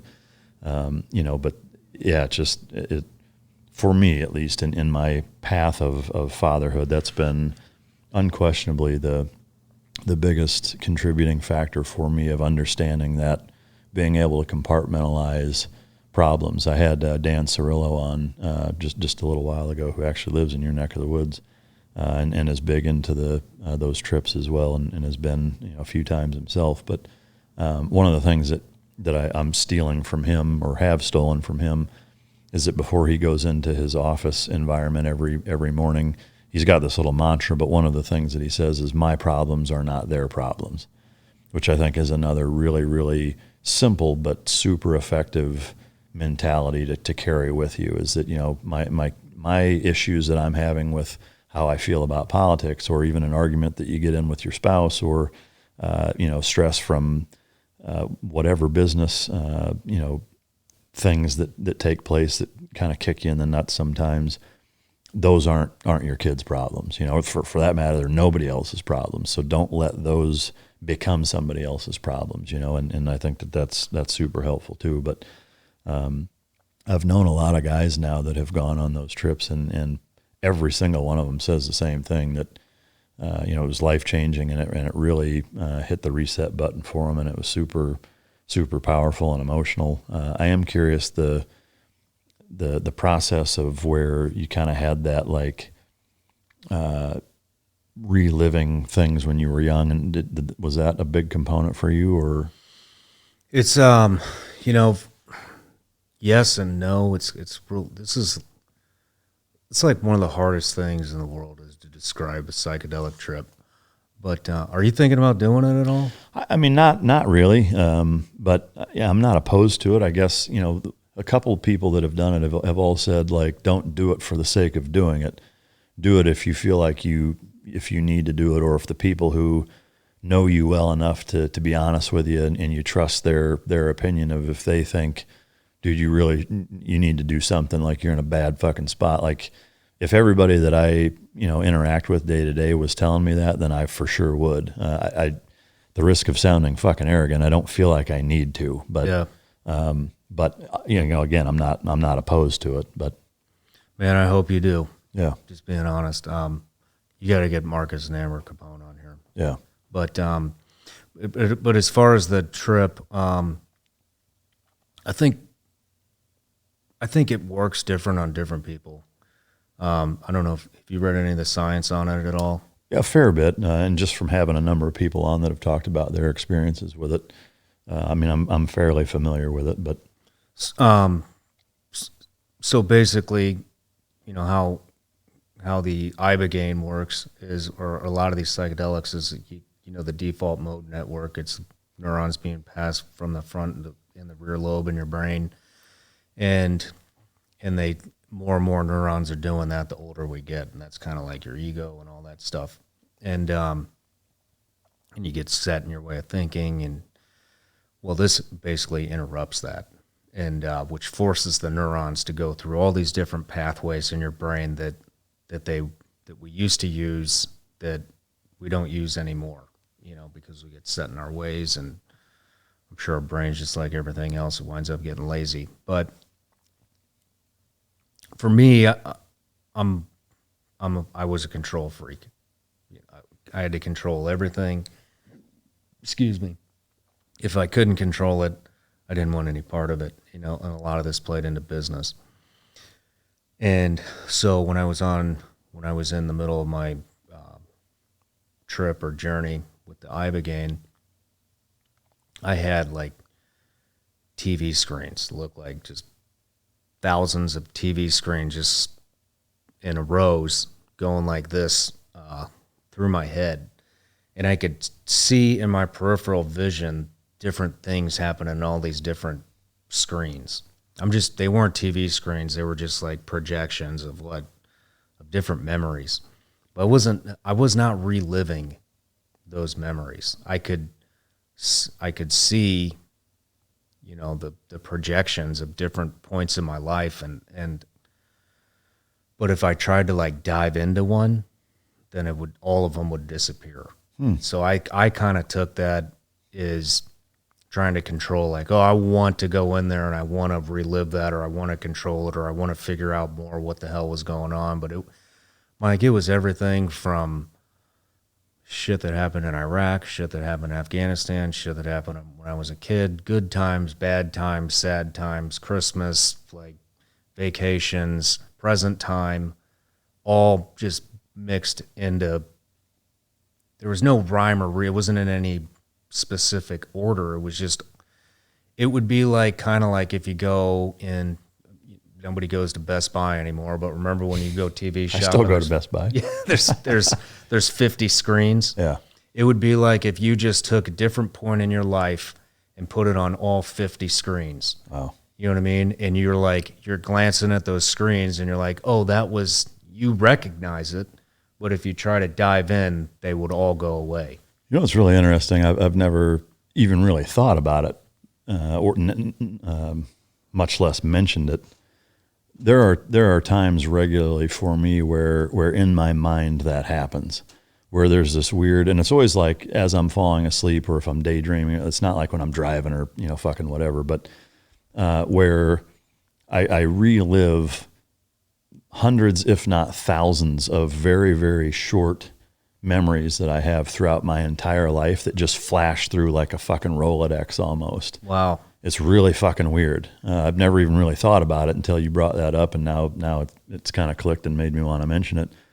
But, so I don't know if maybe that's part of why I feel like I don't need it. Again, I'm not saying I don't, but anyway, it's weird hearing you say that. It makes me think of that, of like really, really obscure, specific, small moments in time, all the way back to when I was fucking 3-4 years old, my first memories. And, from then all the way till now, where it's just little short blips.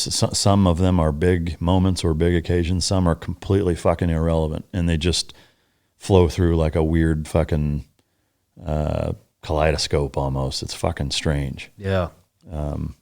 But yeah, I don't know why I even fucking brought that up. I guess, and just like I said, it made me think of it in hearing you talk about it. But when you woke up from it, what was the sense of awareness that you had, like when you first kind of came to after all of it? Well, you're awake the whole time, but when it kind of wears off, I honestly, it's kind of depressing. With the Ibogaine, it's because that stuff takes a while to sink in, and I mean weeks, months afterwards, you're starting to realize that you're still getting benefits out of it. But it really drains you of all your energy, and it's like kind of like the worst hangover you've ever had. Yeah. After that. Now, there was some other stuff that happened. I saw like my head split in two. I was looking in a mirror for like the first, you don't really have any concept of time, but my head split open and another head mushroomed out, and I saw like these black tears, and there was other things in the trip, but yeah, at the end of it, immediately it's like, man, what did I just do this shit for? It wasn't like this spectacular experience, that you hear the 60s flower children talk about. It wasn't pleasurable. It was interesting, but it wasn't pleasurable. And then, but then I did this stuff the next day called 5-MeO DMT. Mike, that stuff is that's an immediate euphoric feeling, and it was the most profound experience of my life. Wow. And what if you did that and not the Ibogaine first? Yeah, I think it doesn't. I don't think there's like a. You don't have to do them together. Yeah. You know, you can go do 5 whenever you want. Yeah. I mean, the shit's legal in Canada. You could go get it over the counter, but that was a completely different experience, more profound. Not the long-term effects that the Ibogaine has, but definitely more profound in the moment. And that was, man, dude, I hope you do it. But that's a trip. It takes, you smoke that, and I swear to God, you can feel every ounce of negative energy, negativity, hate, anxiety, anger. I mean, you literally feel this shit being sucked out of your body. I mean, in a hurry. How long does that last, that feeling of it being gone? Well, so there's like 2 stages to this one. And the first one, like I said, you don't really have a concept of time, but I would say probably 60 seconds. Okay. And it's the most intense, it's the most fear I think I've ever felt at one time. And then once that is sucked out of you, it's like pure bliss. I mean, you know, everything just makes sense. And I know this sounds weird, but all this shit that people talk about that I thought they were fucking crazy before about the energy and the flow of energy in the world and the universe, that shit's all real, man. Yeah. It is all. No, I don't discount any of that. I mean, the parallels and symmetry and similarities between cells and how they're organized into your body, into societies, into countries, into our solar system, into the universe, like it's all the same. Yep. You know, and it's weird. You know, Yep. it really is. I don't discount that at all. You know, I think there's way more to that than most people A, realize, or B, even, you know, can wrap their fucking mind around. But no, it's fascinating shit. Like I said, I'm for sure not opposed to doing it. I mean, I know Marcus and Amber, they live here, right? Or they did. I think they go back and forth from here in California. Okay. Yeah, no, I mean, I'd love to talk to them more about it. Maybe we can get them on, and that would be awesome. But what you're talking about, it's like what you're just talking about, like it all makes sense to you without an explanation, like immediately. Wow. You're just like, I get it. That's interesting. And that's 5-MeO DMT? Yeah. What is that exactly? It's a toad venom. Okay. Like it's one of these toads, you know, they foam up or whatever if you piss them off. So that's one of the angry toad venom. It's toad. That's its defense mechanism. I don't know who figured this out, or. And so, like that foam, they take that and then make it into something that you can smoke. Yeah, I think you can just lick it. Really? If you find the toad, you know what I mean. That's a fucking trip, man. But God, who finds that shit out? Right? I got an idea. Piss this frog off and fucking lick him. What are the 2 key components for canine success? That's effective training and proper nutrition. Fueled by Team Dog brings those 2 components to your family and best friend. The perfect nutritional balance that results in a higher mental acuity, energy, overall vitality, and even an improved appearance. Every product you will find in my company's store was born from the battlefield and not from the boardroom. Let my life's work help you become your dog's hero. So how long ago did you do the trip to Mexico? I went down mid-February. February, and so like from kind of an effect wise, like how long? Like, are you still feeling effects from the Ibogaine stuff? Is it still? Are there? And how does that even? Like, how do you know? It's died down a little bit, you know. I mean, a lot of it has kind of run its course, but it's kind of up to you once they say it's in your system for 3 months. So I'm just now hitting 3 months. Yeah. And I see like some of the effects going away, like politics and shit like that starting to bug me again. But the difference now is I'm able to like get it out of my head, whereas before the shit would bug me all day. It would ruin my entire day. Yeah. Put the news on in the morning, it would ruin my day, or whatever, thinking about things from the past, whatever it is, it would ruin my day. Now I'm able to kind of shift my mind, you know, into another gear or you know what I mean, and kind of switch it up. Yeah. I'm still in the moment, you know, when I'm with my son, when I'm with my wife, I'm actually hearing what she's telling me, you know, and I'm involved in the conversation. What's that, honey? Yeah, rather than just shaking my head, you know, nodding off. And same with everybody, you know what I mean? Yeah. I mean, I'm kind of a hermit, so I don't talk to many people, but before it didn't really matter who the hell I was talking to. Yeah. I wasn't there. Yeah. You know, and I was always just somewhere else, and now I am. What type of a difference has she noticed in you? She noticed a lot of things, man. The first thing that she noticed was my eyes are lighter. Really? Yeah, I swear that stuff like pulled. I don't know what it pulled. I don't know if it was like metals, you know, that like from being over, you know, we've been around a lot of toxic shit. Yeah. You know, and my urine smelled different. No shit. Yeah, like very different. And I journaled my whole week. And, so it smelled different when you were down there? It smelled different for about a month afterwards. Wow, that's fucking... Like I was pissing out some kind of toxicity. Yeah. And I journaled my whole thing down there, and I thought my eyes looked different as well. And then I got home, and she said the whites in my eyes were whiter, and it was a lighter brown. Oh, and crazy. She noticed it without me actually even saying anything. That's a trip. And she noticed my son was more comfortable around me. Like it's not like he was uncomfortable around me, but he wouldn't really fall asleep on my shoulder or anything, and now he does. Wow, that's amazing. So he's definitely noticed. Yeah. Yeah, that's some stuff too. Yeah. That's I mean, that's an amazing testament to it. No two ways about it. Do you plan to go through that again? Yeah. Yeah. Is that something where, like, I mean, if it lasts for 3 months, are you supposed to go through it every 3 months until you feel like you don't need to do it anymore, or what? They just kind of, I don't think there's really a written rule. Yeah.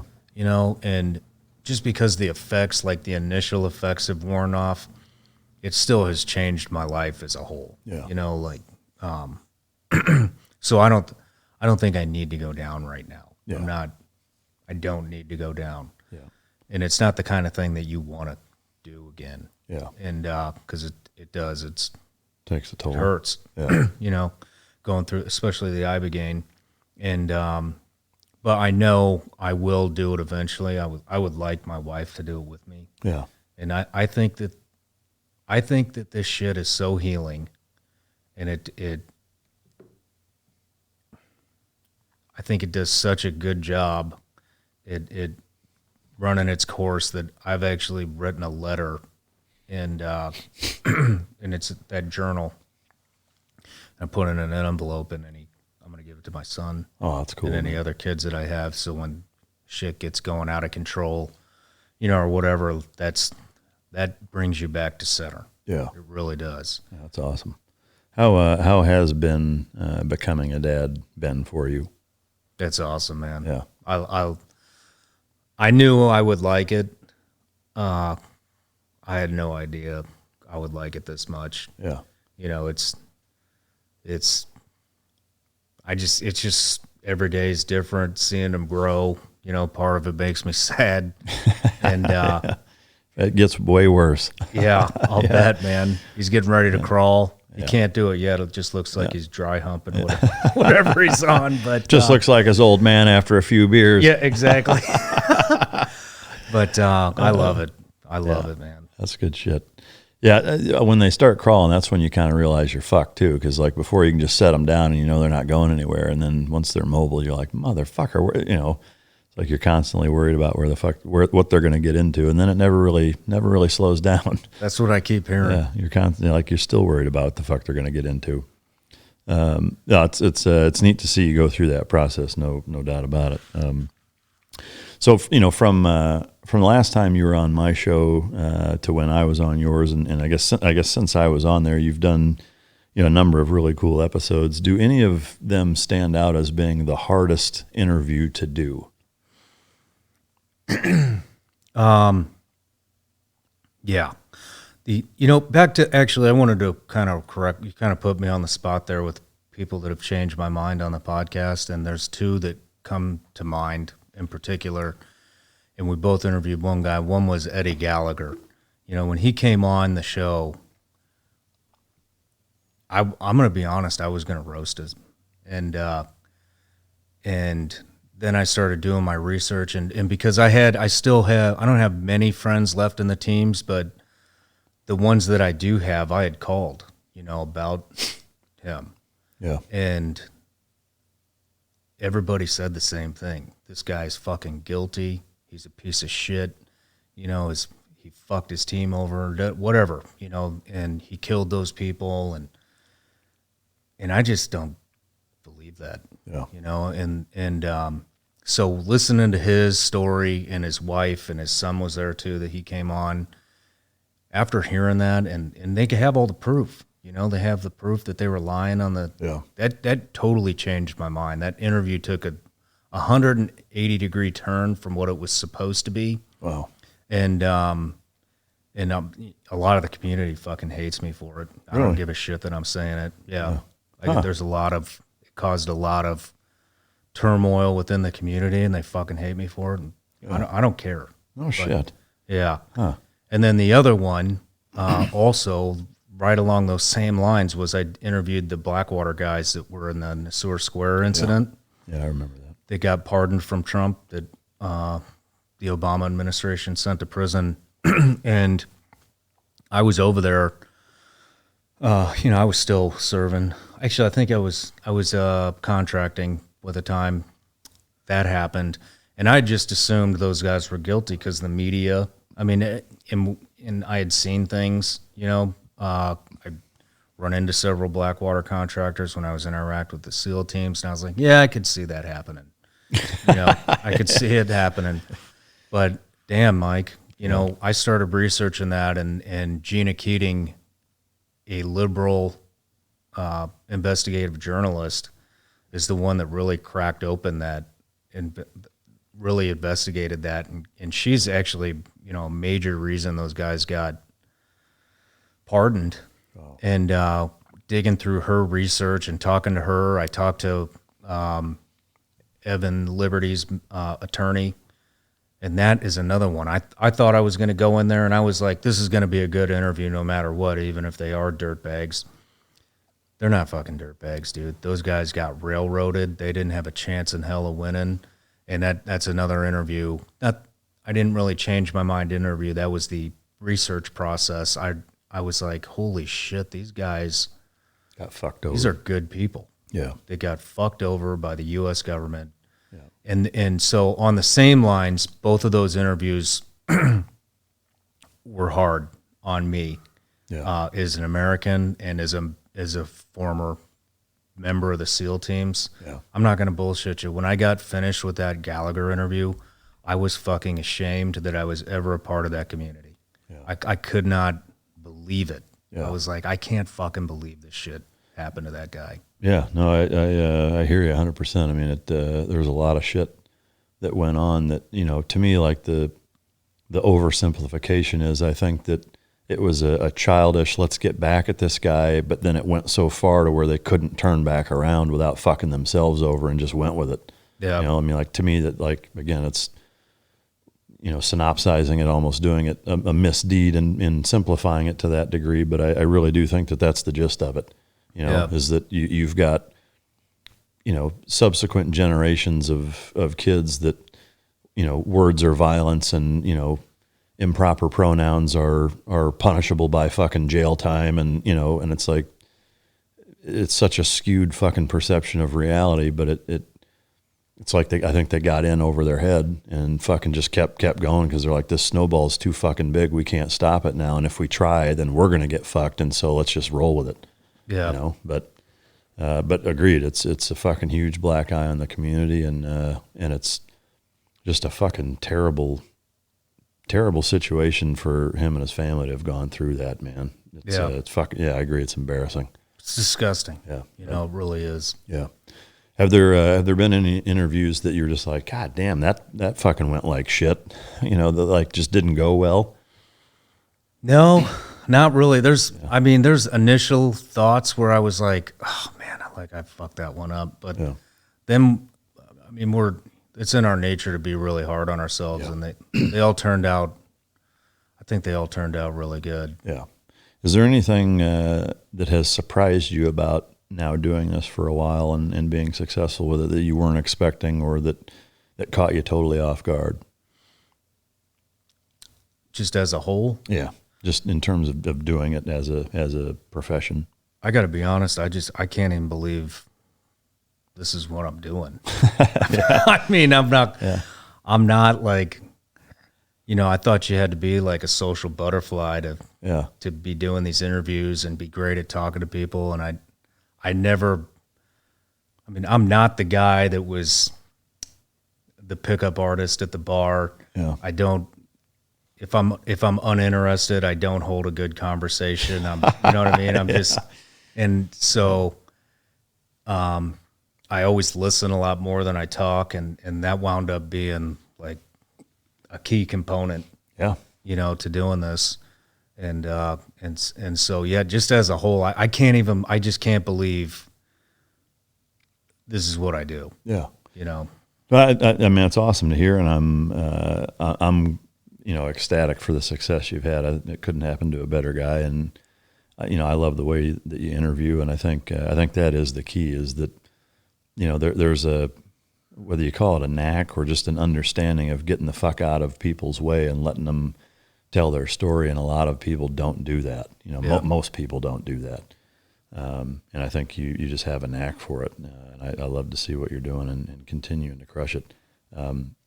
Is there like a top three, if you could interview anybody in the fucking world, who are the top three people you'd want sitting across from you? The wet dream interview. Damn. Well, going back, not to jerk you off too much, but I watched a lot of your interviews because I really liked how you interviewed, and I tried to mock. You were my example. Oh, shit. I think most of the people that have podcasts are doing it to tell their own shit, and they get in the fucking way. I don't have an interesting enough story to be that to be that guy. So your story is extremely interesting, but and if you haven't heard it, head over to my channel and listen to it. But over to Shawn Ryan show. But man, top three interviews. That's a tough question. So I'm just going to say three people that I'm after right now that I would really like to get on the show. One is Mike Pompeo. Yeah. I would like to talk to him about China and what's going on in Taiwan. I really would like to interview Jenna Jameson about her career and the effects that it had on her after she finished and during. I think that would, and we'd actually spoke about that before. And number three, he's actually on the list, and I'm interviewing him, and I'm really, really excited about it. I'm going to interview Eric Prince. No shit. Coming up. Oh, that'd be awesome. Yeah, I'm really looking forward to that because it's just such a incredible. I think that guy had more special operations guys working for him under Blackwater than the U.S. government had working in the military. Yeah, I don't doubt it. What that guy turned a small training facility into. Yeah, he essentially had his own private fucking army, really. Yeah. He's like a Batman. Yeah. He's Bruce Wayne. A wealthy, super wealthy individual, who was inherited, and then he turned around and made what he made, with it, where I think most people would just collect and sit on their ass. Yeah, have fun with it. Trust fund babies. Yeah. And what he established was just phenomenal, and what he continues to do. The public hates him. Yeah. But all he does is sit there and try to solve the world's problems, Yeah. and they hate him for it. Oh, I know it. I mean, that seems to be the case for a lot of people. Fucking Elon Musk, kind of the same thing. Yeah. He's a guy I'd love to fucking interview. I would love to interview him as well. I'd love to interview George Bush. I really think, like, just having served under him for his entire presidency, and the Iraq War is something that's obviously very, very personal to both of us, and him being the guy at the helm during that time, and looking back on it now, and most guys that have been sitting in that seat that I've asked, do you think we should have gone, now looking back on it? And I know it's easy to be an armchair quarterback, or hindsight's 20/20, and pretty much every one of them's like, no, I don't think we should have done it. I'd like to get his ass and be like, do you really still think that was the right fucking call? I'm sure he would say yes, because how the fuck would you live with yourself otherwise? He just seems like probably that kind of guy. But I'd sure as fuck love to have a couple of hours with him to talk to him about it. But do you think we should have been there? No, I don't. Me neither. Yeah. Do you think it was all money? I don't think it was all money. I think that I can't help but think that at least a significant contributing factor was his dad had unfinished business there. That in conjunction with a hyper sense of vigilance, springboarding right after 9/11, of not wanting anything that could possibly be like, well, you had the opportunity to do something and you didn't do shit, and now we're attacked again. I do think, not to cut him, all the slack in the world, but realize that, we got kicked in the nuts pretty hard as a country on 9/11. And so the next couple of years after that, everybody was pretty hawkish and wanting to go on the offensive. And so I get that. Mm-hmm. But, the weapons of mass destruction thing, it's like, looking at it now, it's just like, that's such a bullshit argument, really. Because there's a lot of countries that have them that we don't do shit about. Yeah. At that time, as an example, to say that even then, that Putin, was he any better of a fucking guy than Saddam? Not really. Maybe he was better about hiding some of the shit that he was doing, and maybe he wasn't quite as brutal, but every bit as dangerous. I would argue more dangerous, more competent military.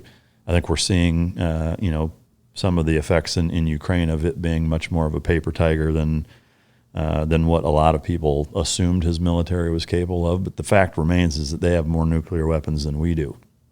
We haven't done shit about that. Yeah. I'm not saying we should, but to justify going into Iraq because, well, he's got WMDs and he did. He fucking gassed his own people. But, there's a lot of countries that do a lot of terrible shit that we don't do a fucking thing about, And so to pick that one out of the sea of other criminals that have a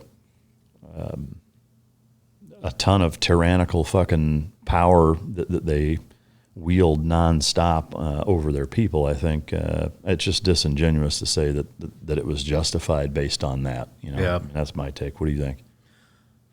I think it was all tied in with Halliburton. Yeah. Like I said, I have no doubt that was a factor, especially given Cheney and Rumsfeld. But, to say that it was all that, I think I have a hard time believing that it was all that. I think because at the end of the day, Bush was the guy, and his dad made a critical mistake in not pushing past Kuwait in the Desert Storm incursion, and I think that bothered him, and I think he wanted to help solidify the family's name of finishing that business. I really do. But speaking of Ukraine, I am curious to get your take on that. I know there's a lot of opinions out there.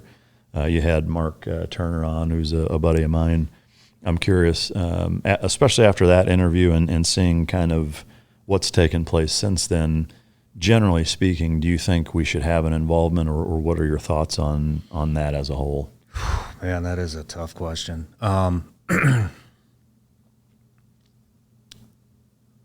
Well, we did sign some sort of a treaty with them, and when we stopped I don't know the exact agreement, but we had an agreement with them where if they gave up their nuclear program, that we would back them if they ever had a confrontation with Russia. Yeah. Well, now they have a confrontation with Russia, and we're kind of involved, Yeah. It's just money, but I feel horrible for the Ukrainian people, but they're not. I mean, I think there's a lot of blackmail that's going on over there, and I think that has a lot to do with why we're sending $40 billion over there, and Congress had 10 minutes to review it, and review that bill. And so I think we need to honor that treaty that we made. Otherwise, our word isn't worth shit. But I personally think that we're sending money there to be laundered to go right back in our own fucking politicians' pockets. Yeah, I don't disagree with that. Obviously, some of it is going to help those people, and I agree. Like if we made this agreement and said we were going to do it, then you got to do it. Just be more mindful of that before you get into those agreements. It is fucking frustrating to see the level of corruption that takes place. I mean. And it's so widespread, that there's, every fuckface that goes into office and makes it in there, within a few years is worth fucking 10 times what they came in at. Every one of them, and that's just fucking, it's criminal. There's really no other way to put it.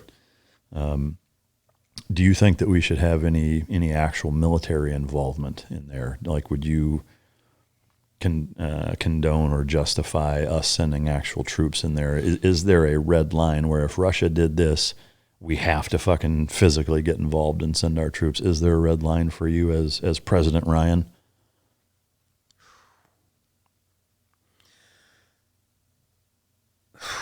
Man, honestly, if I were President of the United States and we did not have that treaty, I would not have gotten involved. Yeah. I think we have enough problems at home. I think that $40 billion could have been spent. And we just did another package, 2 months prior to that? And I think it's time to close up shop, be in the world's police, and unfuck America.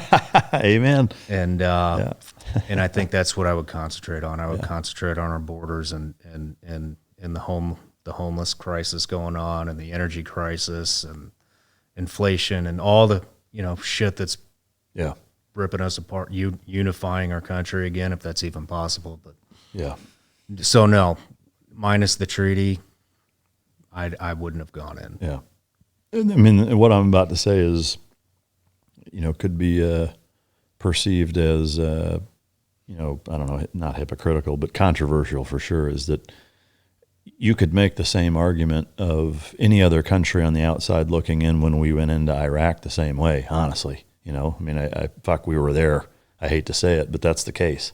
Yeah. Now granted, there is one significant difference, and I'm not saying it necessarily justifies it. We did have, the UN/NATO kind of allied support and didn't just go in unilaterally and saying, fuck everybody, we're not letting any, Russia did it completely on their own and, didn't consult with anybody, didn't get, hey, we're presenting this as our case or reasoning for going in, and there's a vote, and the majority says, we agree, and whatever, the way that we did in Iraq. I also think that can be manipulated too, though, is that if the big brother says, hey, this is what we want to do, there's obviously going to be a lot of inherent pressure on all the other existing members to go along with it. You see shit like that all the time with, even Biden as an example, saying if you don't fire this guy, you're not getting your fucking, your funding or your support, and they fired him and whatever. And so that shit does exist. But, when you break it down to kind of the simplest level is that, there's plenty of ability to argue that us going to Iraq and doing what we did there, could be paralleled to that same thing. There's plenty of countries that I have no doubt would look at it the exact same way that have no skin in the game for either one of them. Yeah. And again, I hate to say it, having been part of it, but to me that is a reality. I don't know, would you agree or what do you think? Yeah, I would agree. I'm also going back. I mean, Europe should have been the front man on that, not us. Yeah. You know, we're a hemisphere away. You know, Europe, some European country should have got off their fucking ass and taken the brunt of that, or taken the lead. You know, but they can't because their fucking gas is dependent off of Russia. Yeah. And I think we should have been ready to jump in if needed. Yeah. If we really needed, but I don't think we should have been the front. No, I agree. I mean, to me, there's two things I draw from that. Number one, it's like, okay, well, if the surrounding countries don't give enough of a fuck to do anything about it, why do we give a shit? Yeah. Right? I mean, that's the big question I think that anybody could ask themselves. Like, if Poland isn't jumping in, right, who borders them, why are we? You know, it's like if they're not worried enough about it, or for that matter, any of the other NATO allies, Germany, France, Great Britain, whatever, that are a stone's throw away by comparison, if they're not jumping in before we are, like, why the fuck are we spearheading it? You know, that doesn't make any fucking sense. Blackmail. Yeah. But, so, I mean, the world is a fucking crazy place. And, you know, to me, the most frustrating part about it is seeing the same shit happen in our own country as, you know, the constant, you know, bribery and lobbying that takes place, and everybody's just out for their own interest and scratching each other's back, and it's fucking criminal, man. It's depressing. But so what is next for you? I'm just gonna keep doing what I'm doing, man. Do you have a I want to get to this point goal?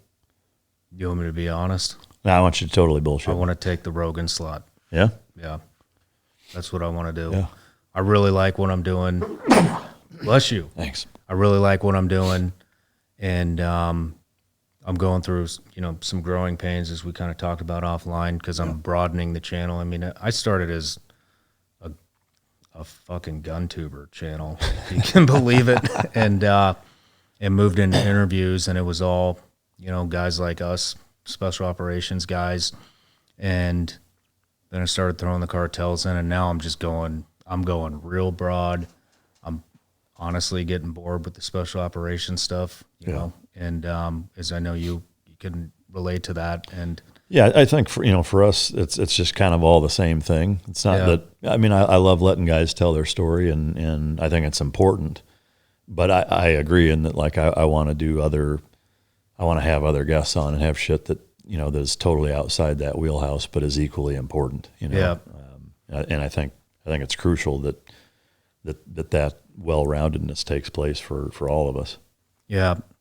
So yeah, that's where I'm going. I've found what I love to do. I'm going to stick with it. I don't, you know, have anything. I'm not moving towards anything that's outside of what I'm doing right now. I'm just nourishing what I'm doing, and then I'm kicking some other shows around, some other concepts around. Me and my wife are doing something called "It's Not Just Us." Yeah, I've seen some of that. But just showing that, you know, I mean, social media as a whole it only shows everybody's perfection. Yeah, everything's perfect boobs, perfect ass, perfect cars, perfect jewelry, and it's the brochure marriage.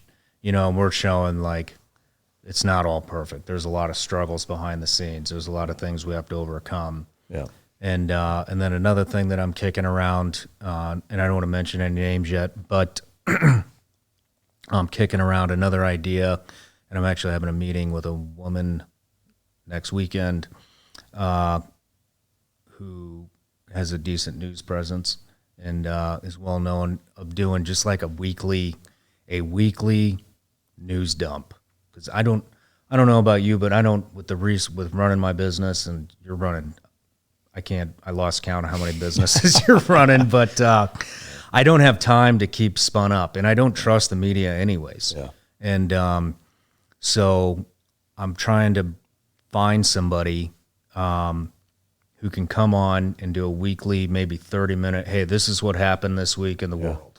And, you know, this is what the right says about it. This is what the left says about it. This is my opinion on it. And kind of try to keep it neutral, even, you know what I mean? Yeah. And just really bring out facts and maybe some things from a different angle that'll make people start thinking about what the hell is going on. And that's another segment that I'd like to that'd be cool. add. Man. Yeah, that sounds fucking great.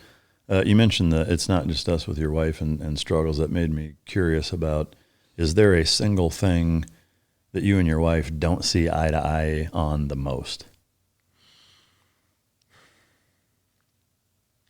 Not really, man. We're on the same page with a lot of stuff. Yeah. I get more wrapped up in politics than she does. But Yeah. but all in all, we have a great,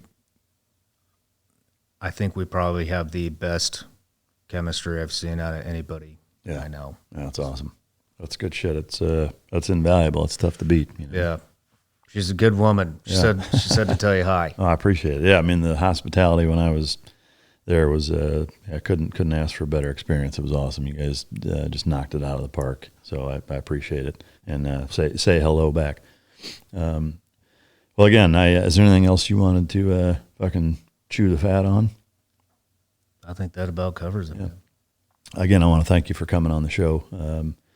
I know you're a busy fucking dude, and it's not nothing to come here for a few days. So thanks for taking the time out of your schedule. We're gonna go across the studio here and talk about cars and motorcycles for a few minutes. But anything you want to end with? All good. Just want to say thanks for having me, man. Oh, It's always a pleasure. I just really respect you. Oh, well, fucking right back at you, man. So I appreciate it. Cool. Go buy some gummy bears and check out his show. We recommend your show on here and on the other show all the time. So to you guys for sticking around and listening. I want to again thank you for sharing what you did about your own personal journey. I know that's probably not easy, and you hadn't shared it before. So I hope you guys got something out of that, and I hope that it helps somebody or anybody out there, because that sounds like a pretty daunting journey. And I've certainly known other guys that have struggled with that kind of stuff too. While myself, I haven't. I've seen some guys that I know, love, trust, and respect struggle with that stuff pretty significantly. So I hope that that brings some solace and some motivation to you to go down that same path. But thank you for tuning in show after show. We can't thank you enough for the support. And until next time, choke yourself. And this is Mic Drop.